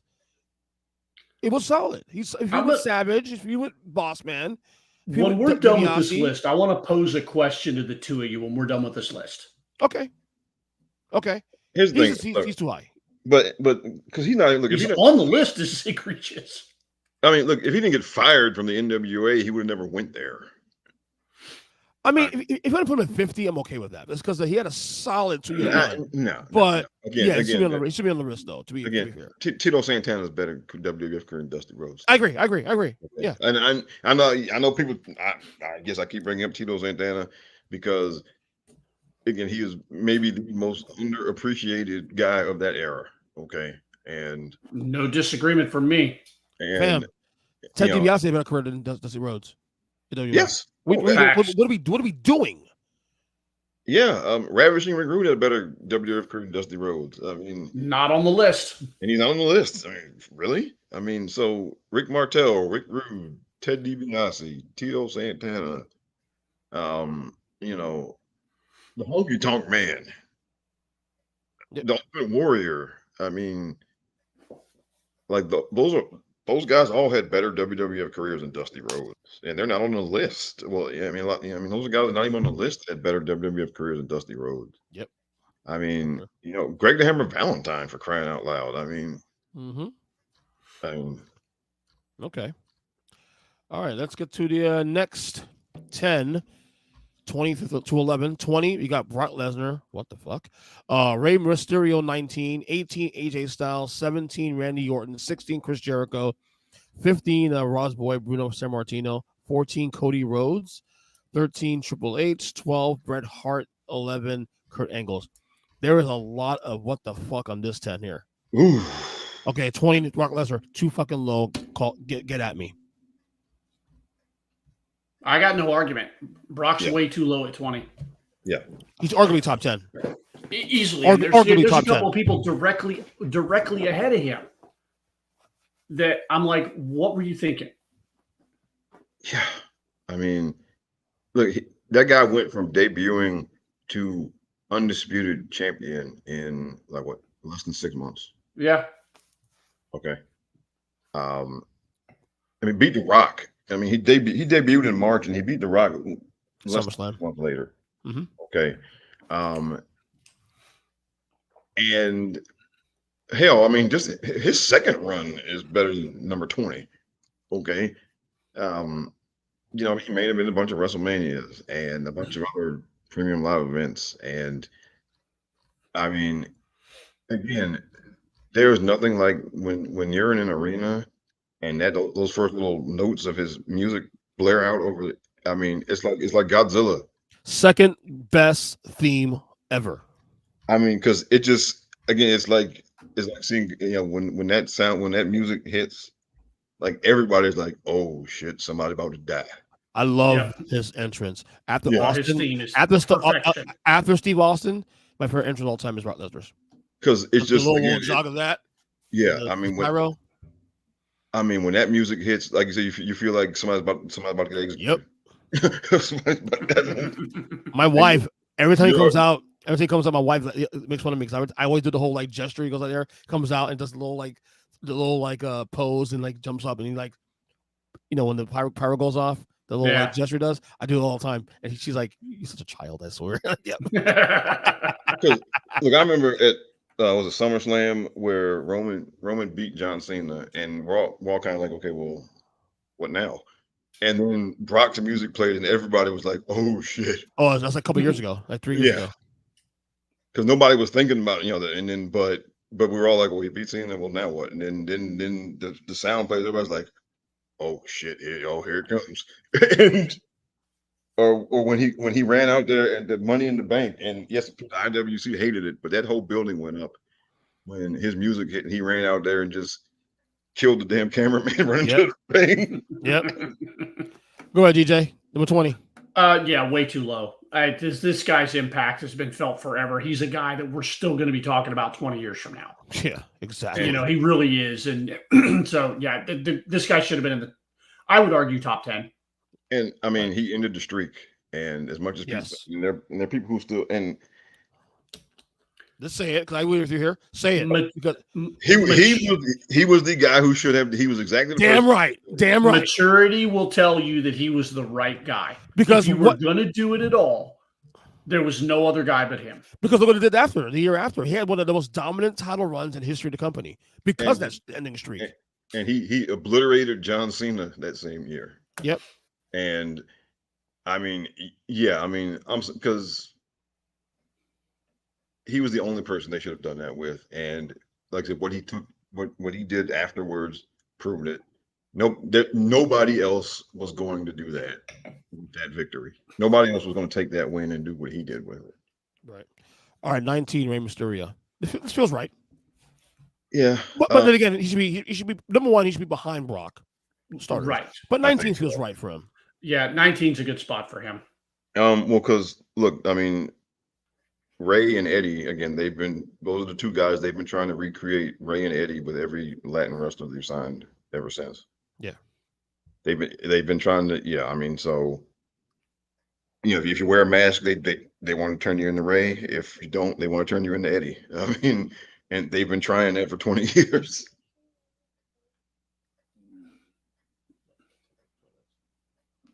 Go ahead, DJ. No, I have no disagreement here. I think he should have. I think 19 is good. He should not be ahead of Brock.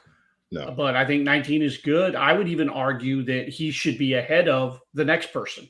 When you look at totality of career, he should be ahead of whoever's sitting at number 18. Yeah, 18 AJ Styles. That's way too. I would argue he's not even top 30. I love AJ. I do too. Me too. But 18 is too high. He should be in the 30s. I think 30. I think 30s is about right. Kane has done more than he has. Kane should be higher than him. Come on. Kane is a bigger WWF deal than AJ Styles. Yeah. Yes. And look again, a lot of people look, as great as his work in WWE has been, there are people who will tell you, who will die on the hill, that his best work was before he got there. Yeah. And honestly, I didn't watch enough of it to really have an opinion one way or the other. But I watched a lot of his early TNA stuff, and it's excellent. Like, it's awesome.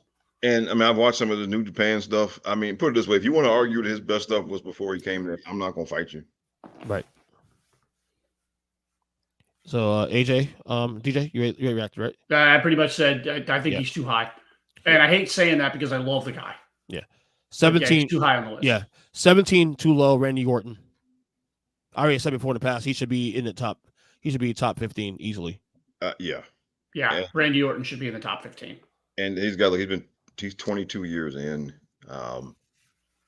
He's another guy, like, he had 2 Royal Rumbles, multiple WrestleMania main events. Yeah. He won Money in the Bank. He's been world champion 14 times. He's beaten everybody there is to beat, so far. During his time. He's 20 years in, still main eventing pay-per-views. I think, I think top 15. It's the only thing. The only thing you hold against him that he was never the unquestioned number one guy. Yeah, he had a little run in 2010 that you could have considered it, but no. I agree. DJ? No, like I said, I agree. He should be at least 15, maybe not even closer to 10. Right. All right, 16, Chris Jericho. I think BR had him either in this spot or a little lower, not much lower. And I think you guys thought he was too high. Yes. And again, I was a card-carrying Jericho-holic. Okay.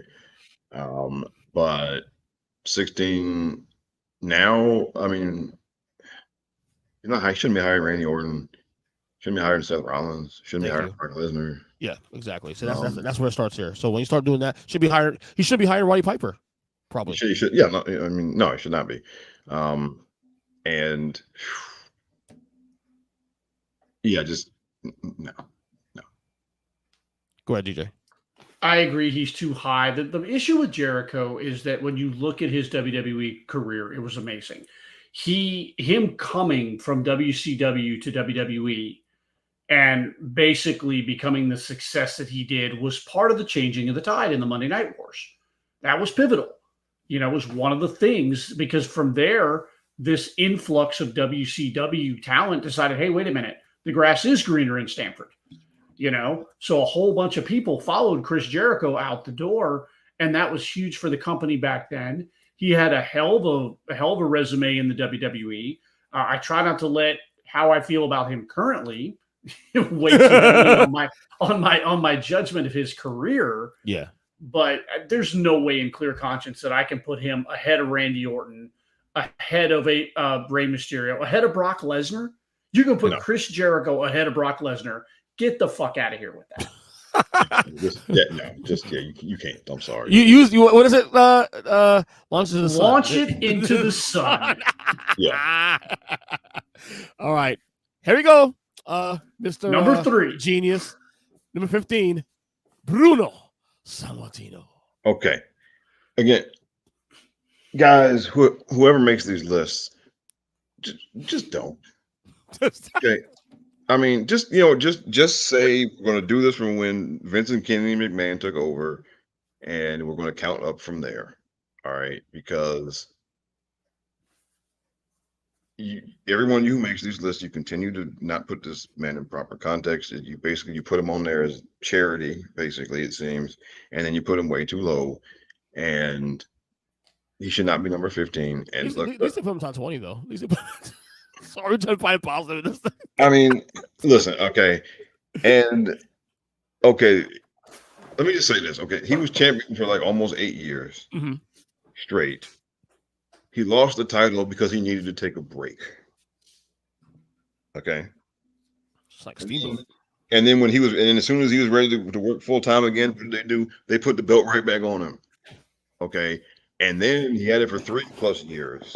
And then he lost it the second time because he went to Vince Sr. and said, "Look, I can't do this full time anymore. It's time to hand it over." So basically, the only reason he lost the championship was because he was tired. Okay. Yeah. I mean, so stop to think about that. All right. It wasn't because because like with Roman, well, we had Cody ready to go and we got to pull the trigger on this. It wasn't that. Okay. They didn't have some guy ready to go that they needed to pull the trigger on. He lost the championship both times because he was tired. Okay. And had he not needed a break, he would have been champion for like 14 years straight. Had he not needed a break in the middle of it. Yeah.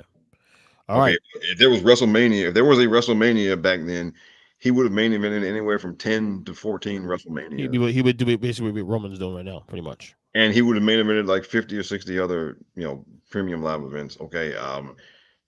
So if you're not going to put this in proper context, just don't bother. Yeah, just to keep him out. I agree. All right, DJ, what's your brutal take here?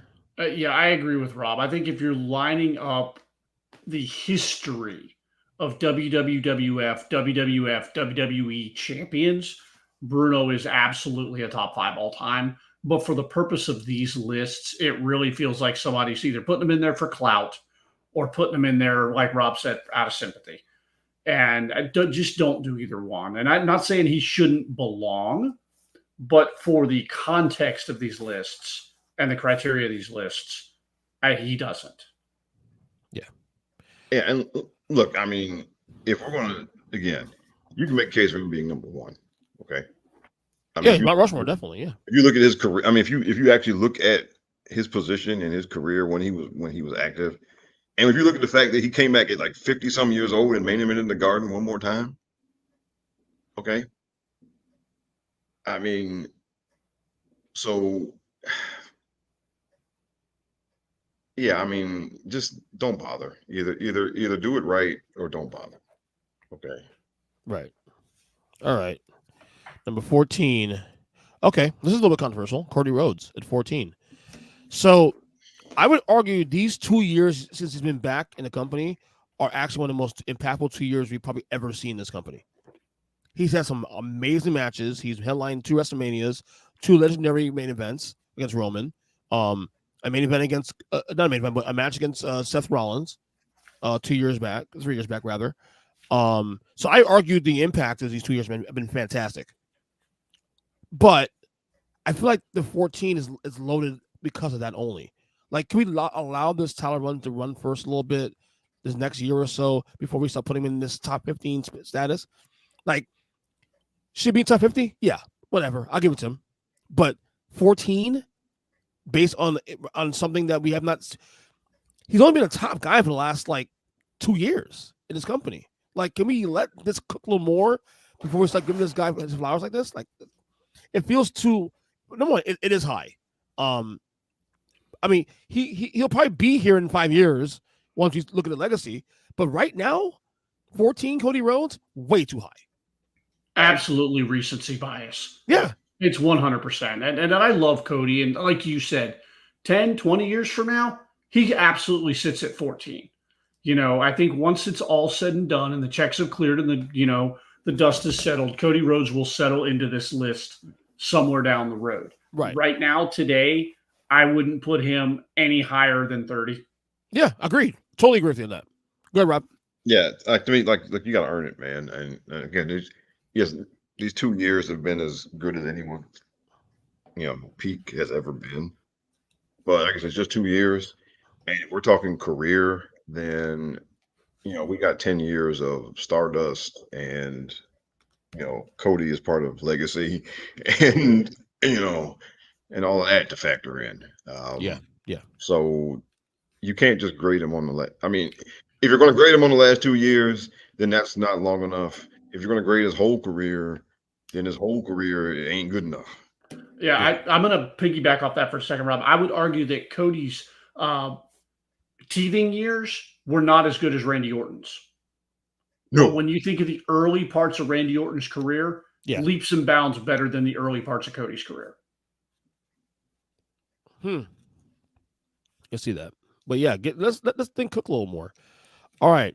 13, Triple H. Okay. So on the BR list, he was way too low. That I think at 22, 21. 13, I can run with that. I would argue a little higher. He's arguably a top 10 guy, honestly. Impact, longevity, the whole nine. But I'm not gonna haggle about 13 because the last list had him at freaking 21, 22, whatever the hell it was, and it pissed me off. At least they got this one right, closer to right anyway. Your thoughts? Okay, so again, this is another. If you look at things, he main evented 7 WrestleManias. Yep. Okay, won a Royal Rumble twice. He's a compiler. Okay, he had a very long run. He piled up a lot of things, and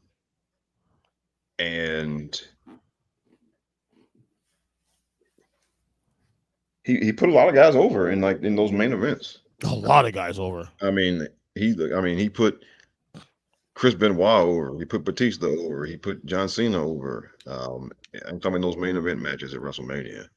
He put Roman Reigns over.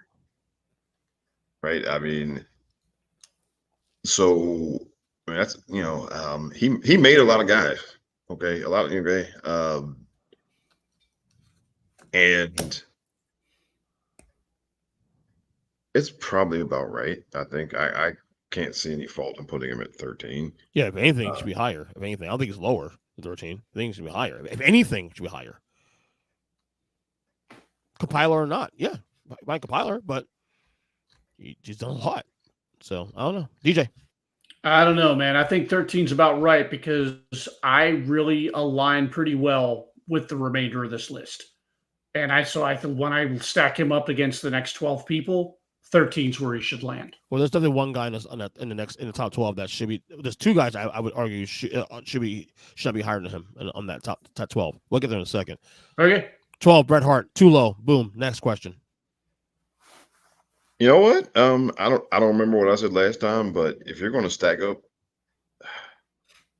career versus career, might put Triple H ahead of him. Probably better career, but again, top guy. Bret Hart was actually a top guy for a little while.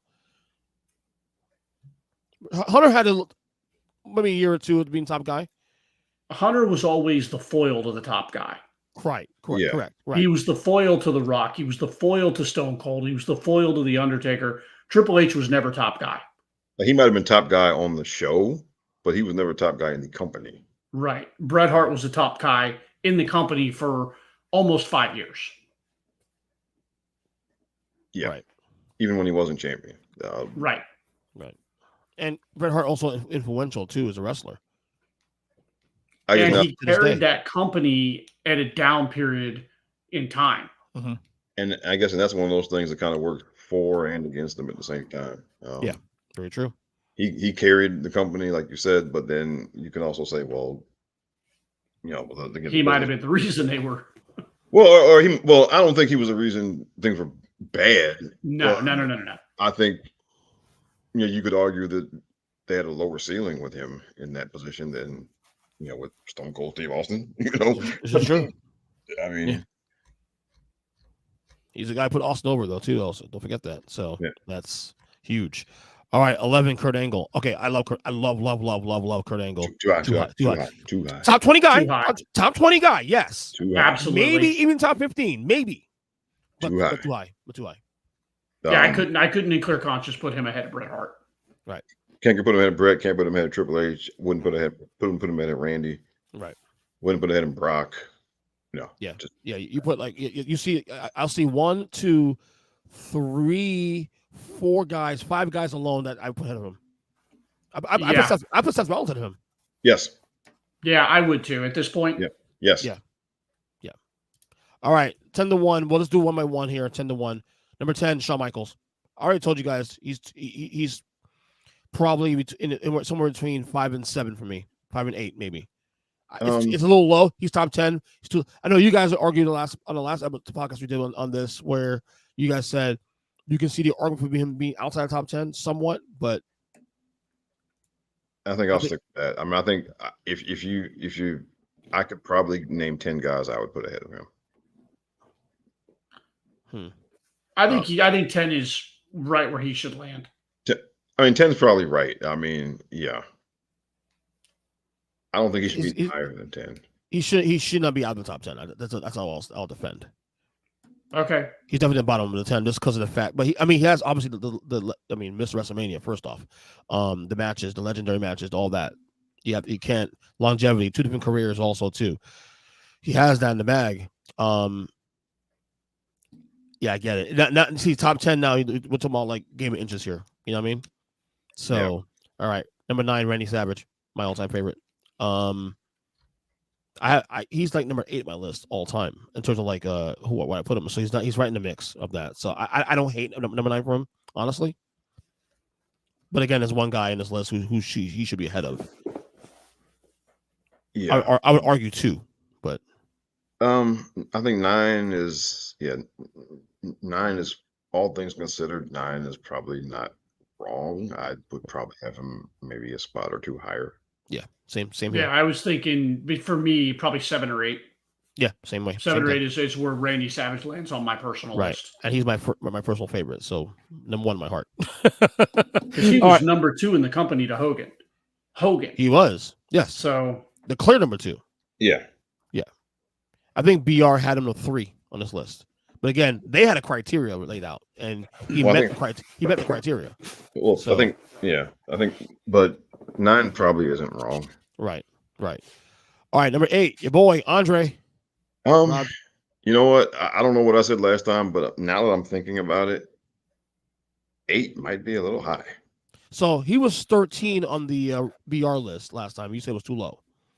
Oh, so I said 13 was too low. Well, I think 8's probably too high. Because, I mean, now that I have time to think about it, I mean, he was such a traveling wrestler. And so he didn't, I mean, it wasn't until the end of his career where he was actually in the WWE only. And his best years were behind him. His best years were behind him, and his best years, he traveled. He worked, he worked in the WWF, but he also worked through a lot of the NWA territories. He worked in Japan. In his best years, he went all over the place. And he wasn't really a WWE only guy. Whereas, so if you look at the time where he was a WWE only guy, then 8 is probably too high because that wasn't his best work. I feel that way too also. Yeah. I would put, first off, I would put, there are 3 guys right now I put ahead of him right now. I would put Brett, Shawn, and Randy ahead of him right now. Boom. Without question. If we're talking WWF career, I mean, Randy had a better career in the WWF. I would consider Brock Lesnar. Brock Lesnar had a better WWF career. Triple H had a better WWF career. Seth Rollins. Yeah. I mean, there are guys again, we're talking about top 50 wrestlers. Andre's top 5, for his career. If we're talking WWF only, there are a lot of guys. And in the same, he falls into that San Martino thing too, also, where Vince Jr. Like, you're getting with Andre, you're gonna get 6 years of Andre. No, 8 years of Andre, but of those 8 years, he's hurt almost half of it. He's barely working on a bunch of it too, also. So you're not getting peak Andre. You're getting the worst for wear Andre, John, unfortunately. I mean, look, you get WrestleMania 3 moment, obviously, with that. But other than that, what else you get with Andre? And I think he gets extra credit for WrestleMania 3. And Correct. Being pivotal in launching Hulkamania into the stratosphere. Correct. He gets bonus points for that. Right, absolutely. Yeah. That's baked in. So what you said, Rob, about that, about the looking back in hindsight and really breaking it down. And if you look at it as a Vince Jr. list, is he a top 20 guy? We'll give it to you. But there are guys here who just work their ass off, who are healthy, longevity. I mentioned 5 guys right there alone. Savage be ahead of you. Sean be ahead of you. Brett, Triple H, Randy Orton, Brett Lesnar. That's 6 guys right there. I think should be ahead of you. So there you go. So all right, number 7, Roman Reigns.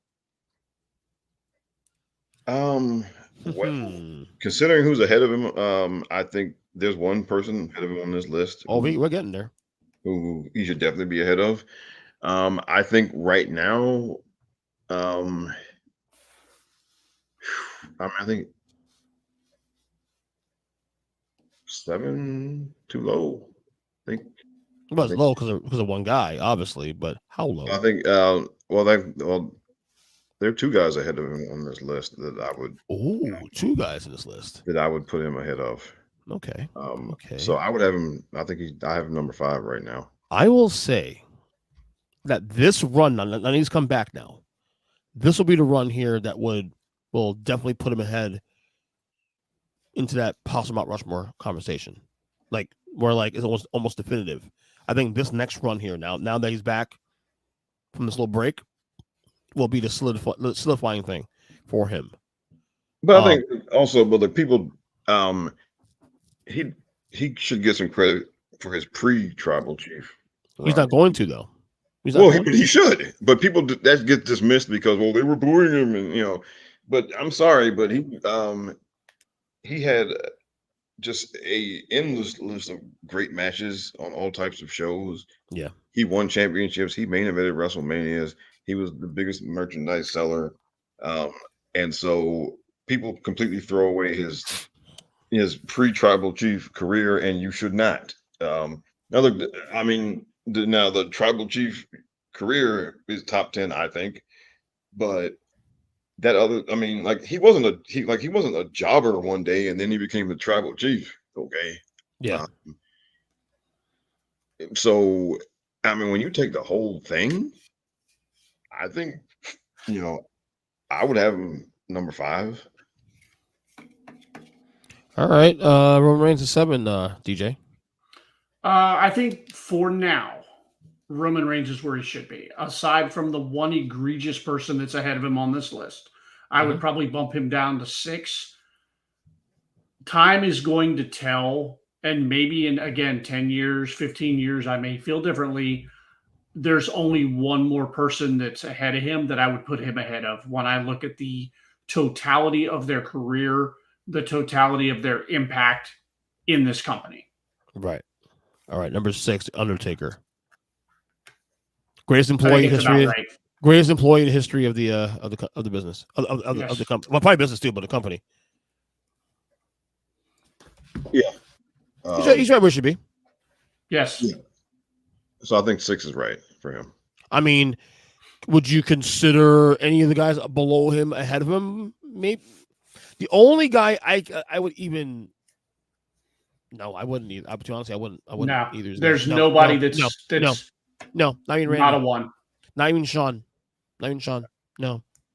Roman's the only guy that's should be even considered in the future to be ahead of him. He was a full-time guy for 20 years, and he did another 10 years as a part-time guy. Right.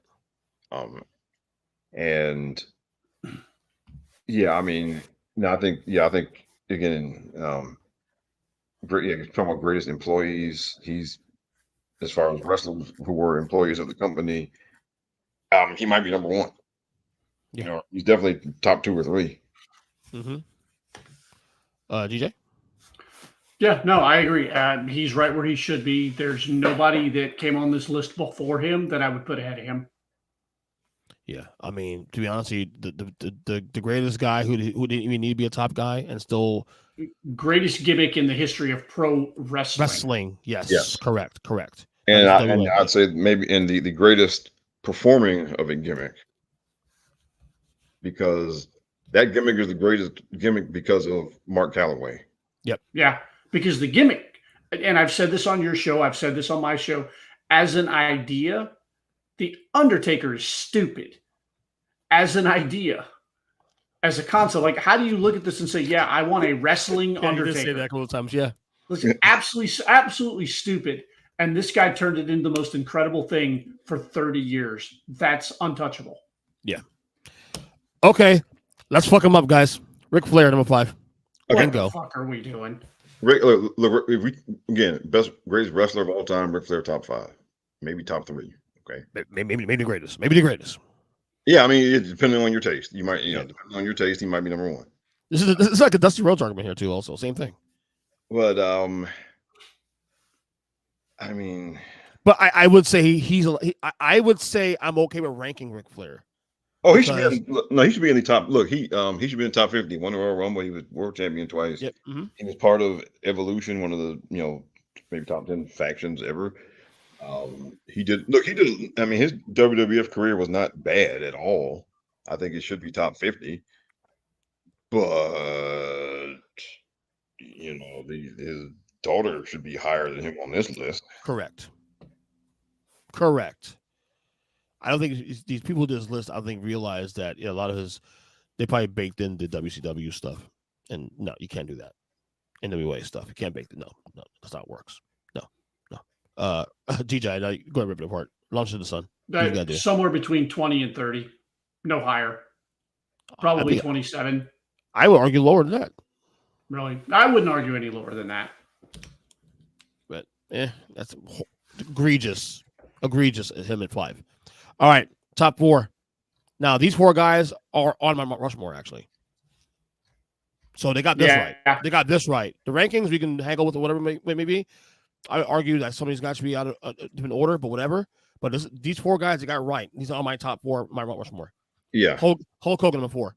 He should be higher than this, in my opinion. But I'm not mad about it because BR had number 10. Oh, yeah, that's ludicrous. It was egregious.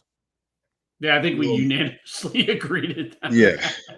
And look, and see, I mean, he's losing points now because of his behavior over the last 10 years. Who gives a shit, though? But not have a conversation about that anymore. I mean, and not only that, didn't this list come out after he made that appearance at RNC?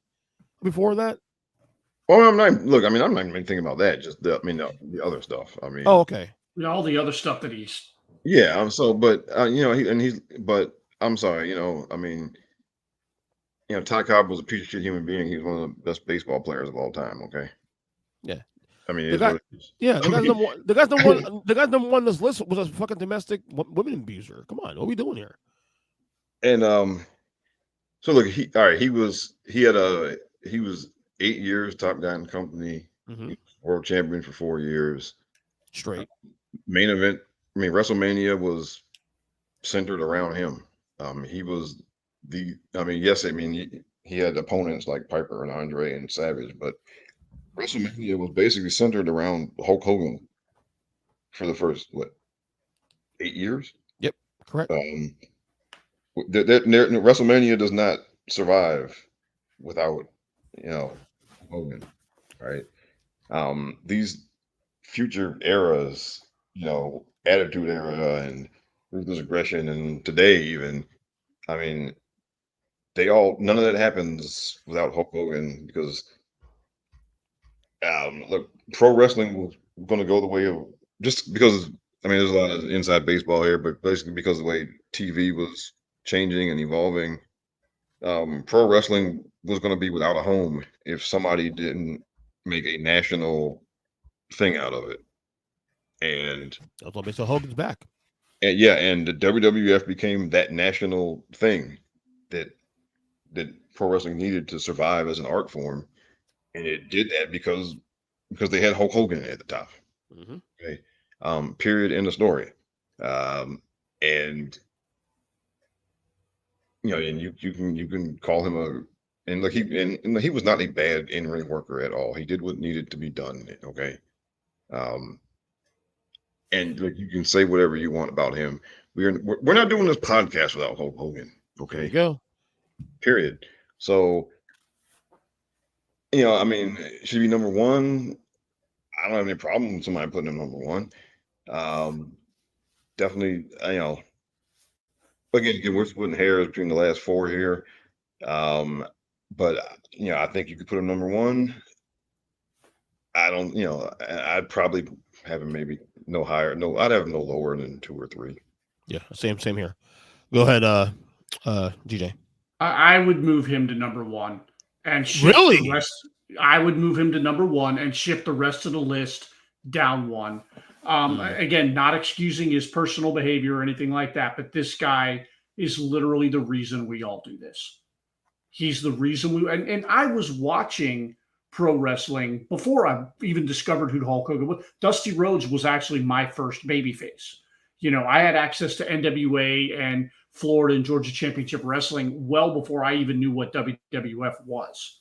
So, for me to say that, but this guy really, and what they built around him is the foundation for everything that we watch now. Yeah. And you cannot excuse that, regardless of what his personal behavior is. You cannot take his career and disregard it. You can not like the guy, and I understand every reason, and I agree with you. But to look at his career and say that that guy is anything less than number one, because everybody that came after him followed a template that he laid out. And that was sports entertainer put on the show. Yeah. The show. And it is, whether you like that or not, that is what sells. And that is what has continued to sell for almost 45 fucking years. Yeah. I agree with you in a sense. Like, number one, we'll get there in a second because I have reasons why number one should be number one. But I totally get your argument. 3, John Cena. It's just tough for us because us three didn't watch him in real time, really. In when at higher powers. But I'm not mistaken, right? Yeah, I missed, honestly. I missed most of his run. So the thing is, I checked out at the beginning of it. So the thing is also the comp of John Cena is Hulk Hogan. Again, when they went out of the Attitude Era, even past Ruthless Aggression and trying to go back to the PG thing, what they really were doing was pretty much redoing Hulkamania under a new guy, on the same pretense of John Cena. Yeah, which again makes the argument for Hulk Hogan number one. Yeah, and honestly, John Cena did a Hulk Hogan-like character in a whole different way. Like, you wouldn't. They're in the same vein, but they're not the same character. Correct. And look, I know people will say, well, he was getting half the people booing him and all this stuff, and that's because a whole lot of y'all should have moved on to something else. You were too old to be still watching. Okay. Right. So the people booing with old folks, and people love them with younger. Okay. Yeah, in the whole grand scheme of things, I'd probably have him second because his run at the top was 12 years from 2005 to 20. He went part-time in 2017. So he was full-time top guy for 12 years. And the only reason you wouldn't swap him with Hogan was because Hogan was the template, and Hogan, I think, peak did more business. So, but I think Cena should probably be second, I think. What did you? I think Cena's right where he should be. And like I said, I probably would bump him down to number 4. Simply because of and some of this wasn't his fault. It was just the business where it was. The business was in a bit of a slump. That being said, he deserves to be this high on the list because he kept it going. Like, he kept the business, and he was smart enough when they transitioned from the Ruthless Aggression era into what became the PG era. I've seen him in interviews. He saw that. Like, he looked around, and those Ruthless Aggression era teenagers were bringing their kids to the shows now. They've grown up, and he's like, I'm looking out. He's like, I can't be out here cursing and making sexual references and, all this stuff. There are a lot of kids out here, and a lot of people blame John Cena for the PG-13 era. I think it was a necessary transition, and I applaud him for that. Did we get some bad programming because of it? Sure. But I think I don't think the Ruthless Aggression era was sustainable. At the end of the day, it wasn't sustainable. Something needed to change. And John saw that. He had a good mind for it. He looked around. He's like, look, we got to do something different or else we're going to lose a lot more than they ended up losing. And I got to say, too, also the whole polarizing of having the, older crowd boo you and the kids like cheer you and letting creative be part of that was actually, in hindsight, great. Don't do what Vince did with Hogan and Jake. Remember Hogan and Jake where Hogan got booed during that feud with Jake and they canned it because they couldn't afford to have Hogan, Right. Yeah. They just leaned into it. Right. They leaned into this thing. And it actually made him more, not even polarizing, they made him more respected as a result. Because he took on the heat. You know what I mean? Yeah. And now you're seeing it now. John Cena now is so beloved now. This, you're going to see it now between now and WrestleMania when he retires. Thank you, Cena. He's so beloved now. He got through that. So I agree. 3, 4. Whatever. That's fine. This is to give me inches to point now. Number 2, The Rock. So I think I told you guys this back in April. Before this WrestleMania, he was not on my Mount Rushmore. He was on the cusp of being there. But I always said that he leaned in because of Austin. A lot of what his success was because of Austin. But in hindsight, he's already separated himself from Austin at this point now. This final boss run this year, leading to WrestleMania, I think sealed it for me. The fact that this guy can come here every time, comes back every time, and makes an impact. And even now, to me, it's like, okay, yeah, we get like Rock benefited from the Austin run right behind Austin in that era. But he's done so much more since then that we can't we can't hold that against him anymore at this point. He's done more without Austin to say, well, at least I can say I'm a Mount Rushmore guy too also. So I'm okay with having 2 guys in that era being on the Mount Rushmore. I'm okay with it. Rob?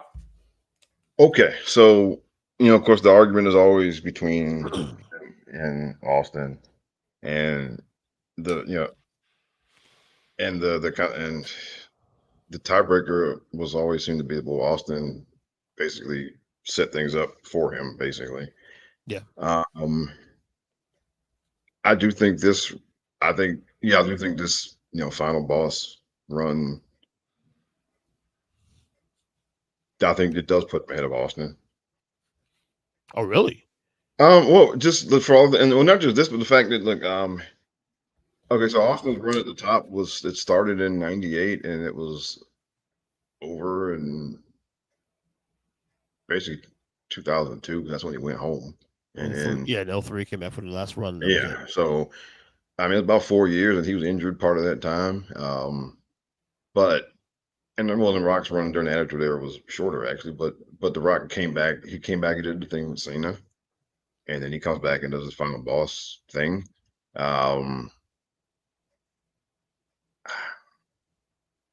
So I think, and again, there might be recency bias. I don't, it's he and Austin are kind of, but they're always going to be intertwined. And you're always going to be able to make an argument for one or the other, the way you want to look at it.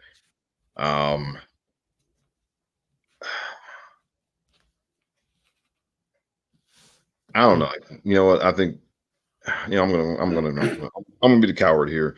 I think he and Austin should just be together. 1A1B. I'm okay with that. That's up to you. Because again, Austin set the table. I mean, if they had to start that whole thing with Rocky Maivia, then it doesn't become, the Attitude Era doesn't become what it is. But then if Austin gets hurt and there's no Rock, then then the whole thing ends a lot faster. So yeah, I put them. They should be tied. Whatever place you want to put them together. Yeah, go ahead, DJ. This for me is a tough one. It's like arguing Peyton Manning versus Tom Brady. It really is tough. The only thing I'll say is I'll always give the edge to Austin because Stone Cold Steve Austin creatively was the test balloon for everything that would come after that. Mm-hmm. If that falls flat, we don't get The Rock. We don't get the Tribal Chief. We don't get Hollywood Rock. We don't get any of that. because with Austin, that was a gamble. Like, this is risky. We're trying out something new. This is Vince thinking way outside the box and seeing what he can get away with. And if that character had failed, we may not have gotten the Attitude Era, because Vince may have looked at it and said, okay, no, people aren't ready for that yet, and we're not going to give it to them. So, yeah, when you say that, Austin set the table, it wasn't just Austin. It was creative and everything behind it. Like I said, and I use the word again, test balloon, because if that fails, we don't get the rest of it. So I understand your arguments about the final boss. It's awesome. And I do think that he has since stood on his own, separate from his feud with Austin, separate from all that. He has created an incredible body of work outside of that, but we don't get any of that if Stone Cold Steve Austin isn't an absolute bona fide smash hit. So there's no way that nothing can do at this point to get at Austin, in your opinion, DJ? No. Okay. No, I understand the argument, because that's how I felt for many years, but I just felt like he's done so much since then. And I'm not even saying to get ahead of Austin, for the record, but to get into the Mount Rushmore. Right. Well, the way I look at it this way, Austin was successful before The Rock became The Rock. The Rock became successful because Austin succeeded. Right. True. Well, number one is Stone Cold Steve Austin, and this is difficult too, because you look at these guys here. What's the difference between Austin versus Hell? I'll give you the entire list of 10.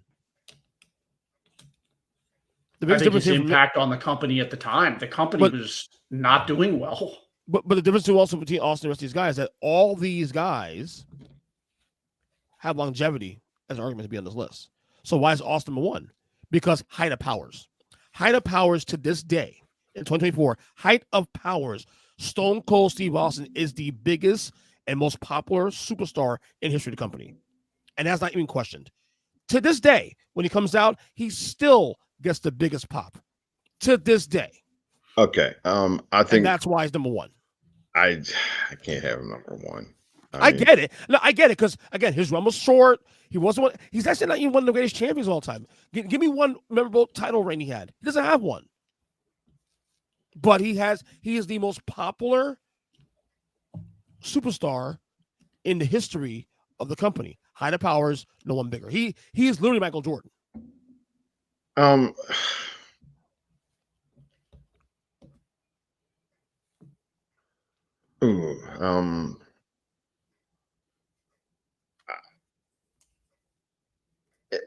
think. Look, sorry, I can't. I mean, go ahead. Well, because, and look, it's not his fault. The injuries, and all. Yeah, I mean, that's not his fault. But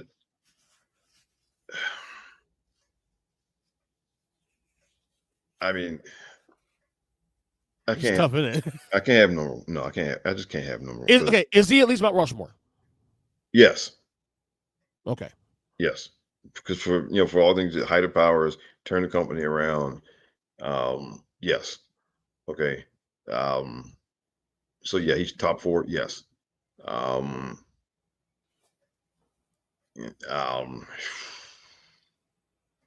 But if we're talking careers, I mean,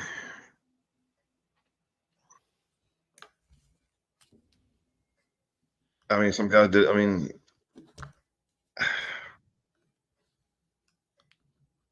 and we're comparing him to Hogan and John Cena, and I mean, longevity. And I get it. I totally get it. But we also have to look at again, we talk legacy. How many? We're going on now 2 generations of athletes that he inspired. How many copycat Stone Cold Steve Austin wrestlers are there today? Like, how many guys are still trying to duplicate that tough guy, serious wrestler gimmick? LA Knight copies him. LA Knight's one of them. So is Kevin Owens. That guy literally was a template for not a lot of them, not good, No, it's true. Let's be real. But the guy literally became the template for everything that everybody wanted to be. I think he's so complicated because, again, if you had this plus longevity, there'd be no question he's number one on the list. The longevity will actually hurt him in an argument. Yeah, the injuries are correct. An asterisk. But what helps in the argument is that height of powers, there was nobody bigger than Stone Cold Steve Austin to this day in pro wrestling. And not just forget WWE. We're talking pro wrestling. Yeah, I think at one point, yeah, I think at one point the Austin 316 T-shirt was outselling at its peak what the Hulk Rules shirt sold at its peak. Yeah. Oh, and that doesn't surprise me at all. He still has the biggest Q rating in the history of the company, and that's where it ends for me. And again, when I say he's number one, I'm not comfortable saying that. I say that knowing Hulk Hogan probably has a bigger impact on the business because of what he did. But again, if you talk about height of powers, there's no one close. I'm trying to think of a parallel. Probably like Dr. J, like late 70s. Mm-hmm. Dr. J was more popular probably than Michael Jordan. In the 70s. But Michael Jordan was because Michael Jordan eventually became more popular than everybody. So that's never mind. But I'm trying to think of somebody who had a short run, but was definitely the most popular person for that short time. But Jordan will technically be one because Jordan did retire for a couple of years and came back. So if you look at Jordan versus LeBron, for example, this is perfect actually. The Rock will be LeBron in this scenario. LeBron's playing now 23 years in. Austin, by definition, Jordan had a short career. But Michael Jordan height of powers. Like LeBron had a better. If you ask who had a better career of the two, I can argue LeBron's a better career than Michael Jordan because he's done more. He's actually accomplished more individually as well too. Scoring tight, winning the all-time scoring leader, the whole nine. Okay, but height of powers, Michael Jordan. That's why Jordan gets the GOAT status because of that. That makes sense. That's a good comparison. Yeah, I'm not. Yeah, you know what? I can't. I mean, if for some reason I can't. Honestly, I can't come up with a good reason to not put him at number one. Yeah, because he's the most popular guy. But the thing is, that's all he has, though. Everything else, though, is I can argue outside of being the most popular guy in history of the company. I would argue Rock, Cena, Hogan, Taker, Roman. I would even say even Savage and Michaels and all those guys could go ahead of him. I can argue that. But he's the most popular guy to ever lace those boots up in that company. That's the problem. He has that. And even today, if he comes out today, you saw him 2 years ago at WrestleMania against Owens. Biggest pop. Yeah. That's it. Yeah. There's something about that dude. It's the cultural lasting impact and it's that music Stone Cold has. And that music. And the fact, look, there were some people this year even who were disappointed that the Undertaker came out instead of him at 40.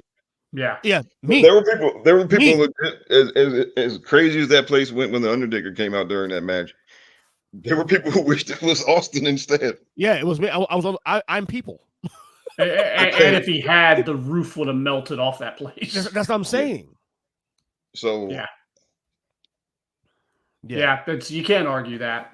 Yeah. And look, I think I only put Hogan there because Hogan is literally patient zero for everything. Yes, correct. And that's the only reason why I put Hogan at number one. Right. Otherwise, it would be Austin and then Hogan. Right. Well, honestly, I think you could make Austin, Hogan, Rock. You could make an argument for any one of those three guys. Yeah, of course. Austin, Hogan, and Rock. You said. Yeah, you can make an argument for any one of those. Cycle either one of those three guys out. Right.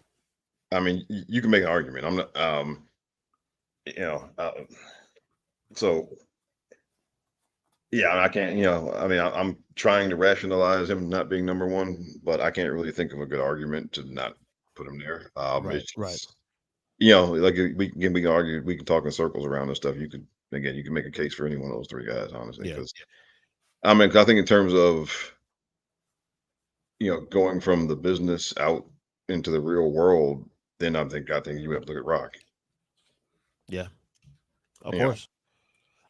My wife doesn't understand that. She goes like, "The Rock's the biggest name in wrestling history." I go, "Yeah, but within wrestling, within WWE, Austin's bigger." Yeah, in the But bubble, in Austin was WWE, bigger. in the WWE bubble, it's hard to understand. People understand that when outside, but in the WWE bubble, Austin is actually not just bigger, much bigger. It's actually a gap there because Austin, again, when he comes out, it's a different business is picked up. I would love to see those two face to face one more time. Just one more time. Rocky could do it. I don't know about Austin. I mean, Austin's okay 2 years ago. I think Austin would do it. Well, actually, because he actually came out and said recently that just that they had talked to him about doing 40, and it's just they couldn't. Just the timing, just because he had some other stuff going on, and it'll happen. The final boss is going to have to. It's going to have to come to face with an old demon. Yeah. Before we get out of here, DJ, you wanted to say something before we close up the show? Yeah, this is a question that actually we can probably table this discussion either for our podcast or later on with you. You talked earlier about a couple of these wrestlers being baked in from NWA, WCW. Do you think to a degree there's a fair argument to be made there because WWE owns most of that property now? It's funny. Does that automatically become part of their lineage and part of their canon? Because you look at the current World Heavyweight Championship, it is derivative of the big gold belt, correct, which was the heir apparent to the 10 pounds of gold. So there's loosely tying the thread, right, lineage all the way back because WWE owns the property and owns most of the footage. Yeah, which in turn, I agree with you for the record. Which in turn makes the Flair thing make sense. Yes. Yeah, I was going to say that because because Crockett was the only guy really that kept pace with them during the 80s for a short time, and Ric Flair was at the top of the company. That's so. If you're going to bake all that in, okay. I mean, I think then. Yeah, I mean that would definitely put Rick. Then you make an argument for Flair in top 10. Yeah. Yes, you do absolutely because Flair was a traveling world champion. He went to all these different territories and he drew money in all these different places against all these different people. And if we took wrestling as a whole, though, does Flair still stay at 5? Or does Flair go in the top 4? Because again, WWF has more eyeballs. WWE has more eyeballs. So those 4 guys on top, popularity wise, will actually get more leniency, you want to call that, than Flair. Whereas Flair did his best work when people weren't watching in the same way. It was territorial. Well, I'll say this: Ric Flair and Kerry Von Erich did 50,000 people at Texas Stadium without the WWF machine. Okay. Right. Think about that. Ric Flair did the Great American Bash Tour in 85 and 86. Rob and I, on our podcast, interviewed a couple of guys who did. I don't know if you heard the episode. We interviewed a couple of guys who did a documentary recently on the Dorton Arena in Raleigh, North Carolina. Yeah. And one of the things they talked about in this documentary was an untelevised match.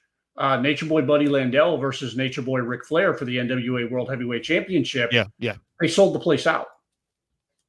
Sold it out, non-televised, just 7, I think that place holds just under 8,000 people. And this is in 1985 with no TV, just local promotion. And Rick was selling out 10, 15,000 seat arenas without the WWF machine behind him. All over the country because he was a traveling champion with all these different territories. Right. And Rick made a lot of guys into main eventers. Rick made, Sting owes his career to Ric Flair. Okay. Lex Luger, Nikita Koloff,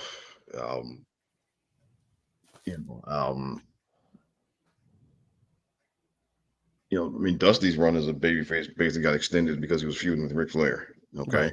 Right. So if you're going to bake that into the cake,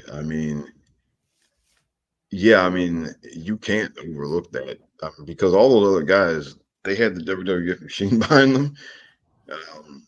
And Hogan, the machine wasn't refined when Hogan started, but he was coming off of Rocky 3, right? So I mean, Rick did similar business in all these arenas without the WWF machine behind him, without Rocky 3 on his resume.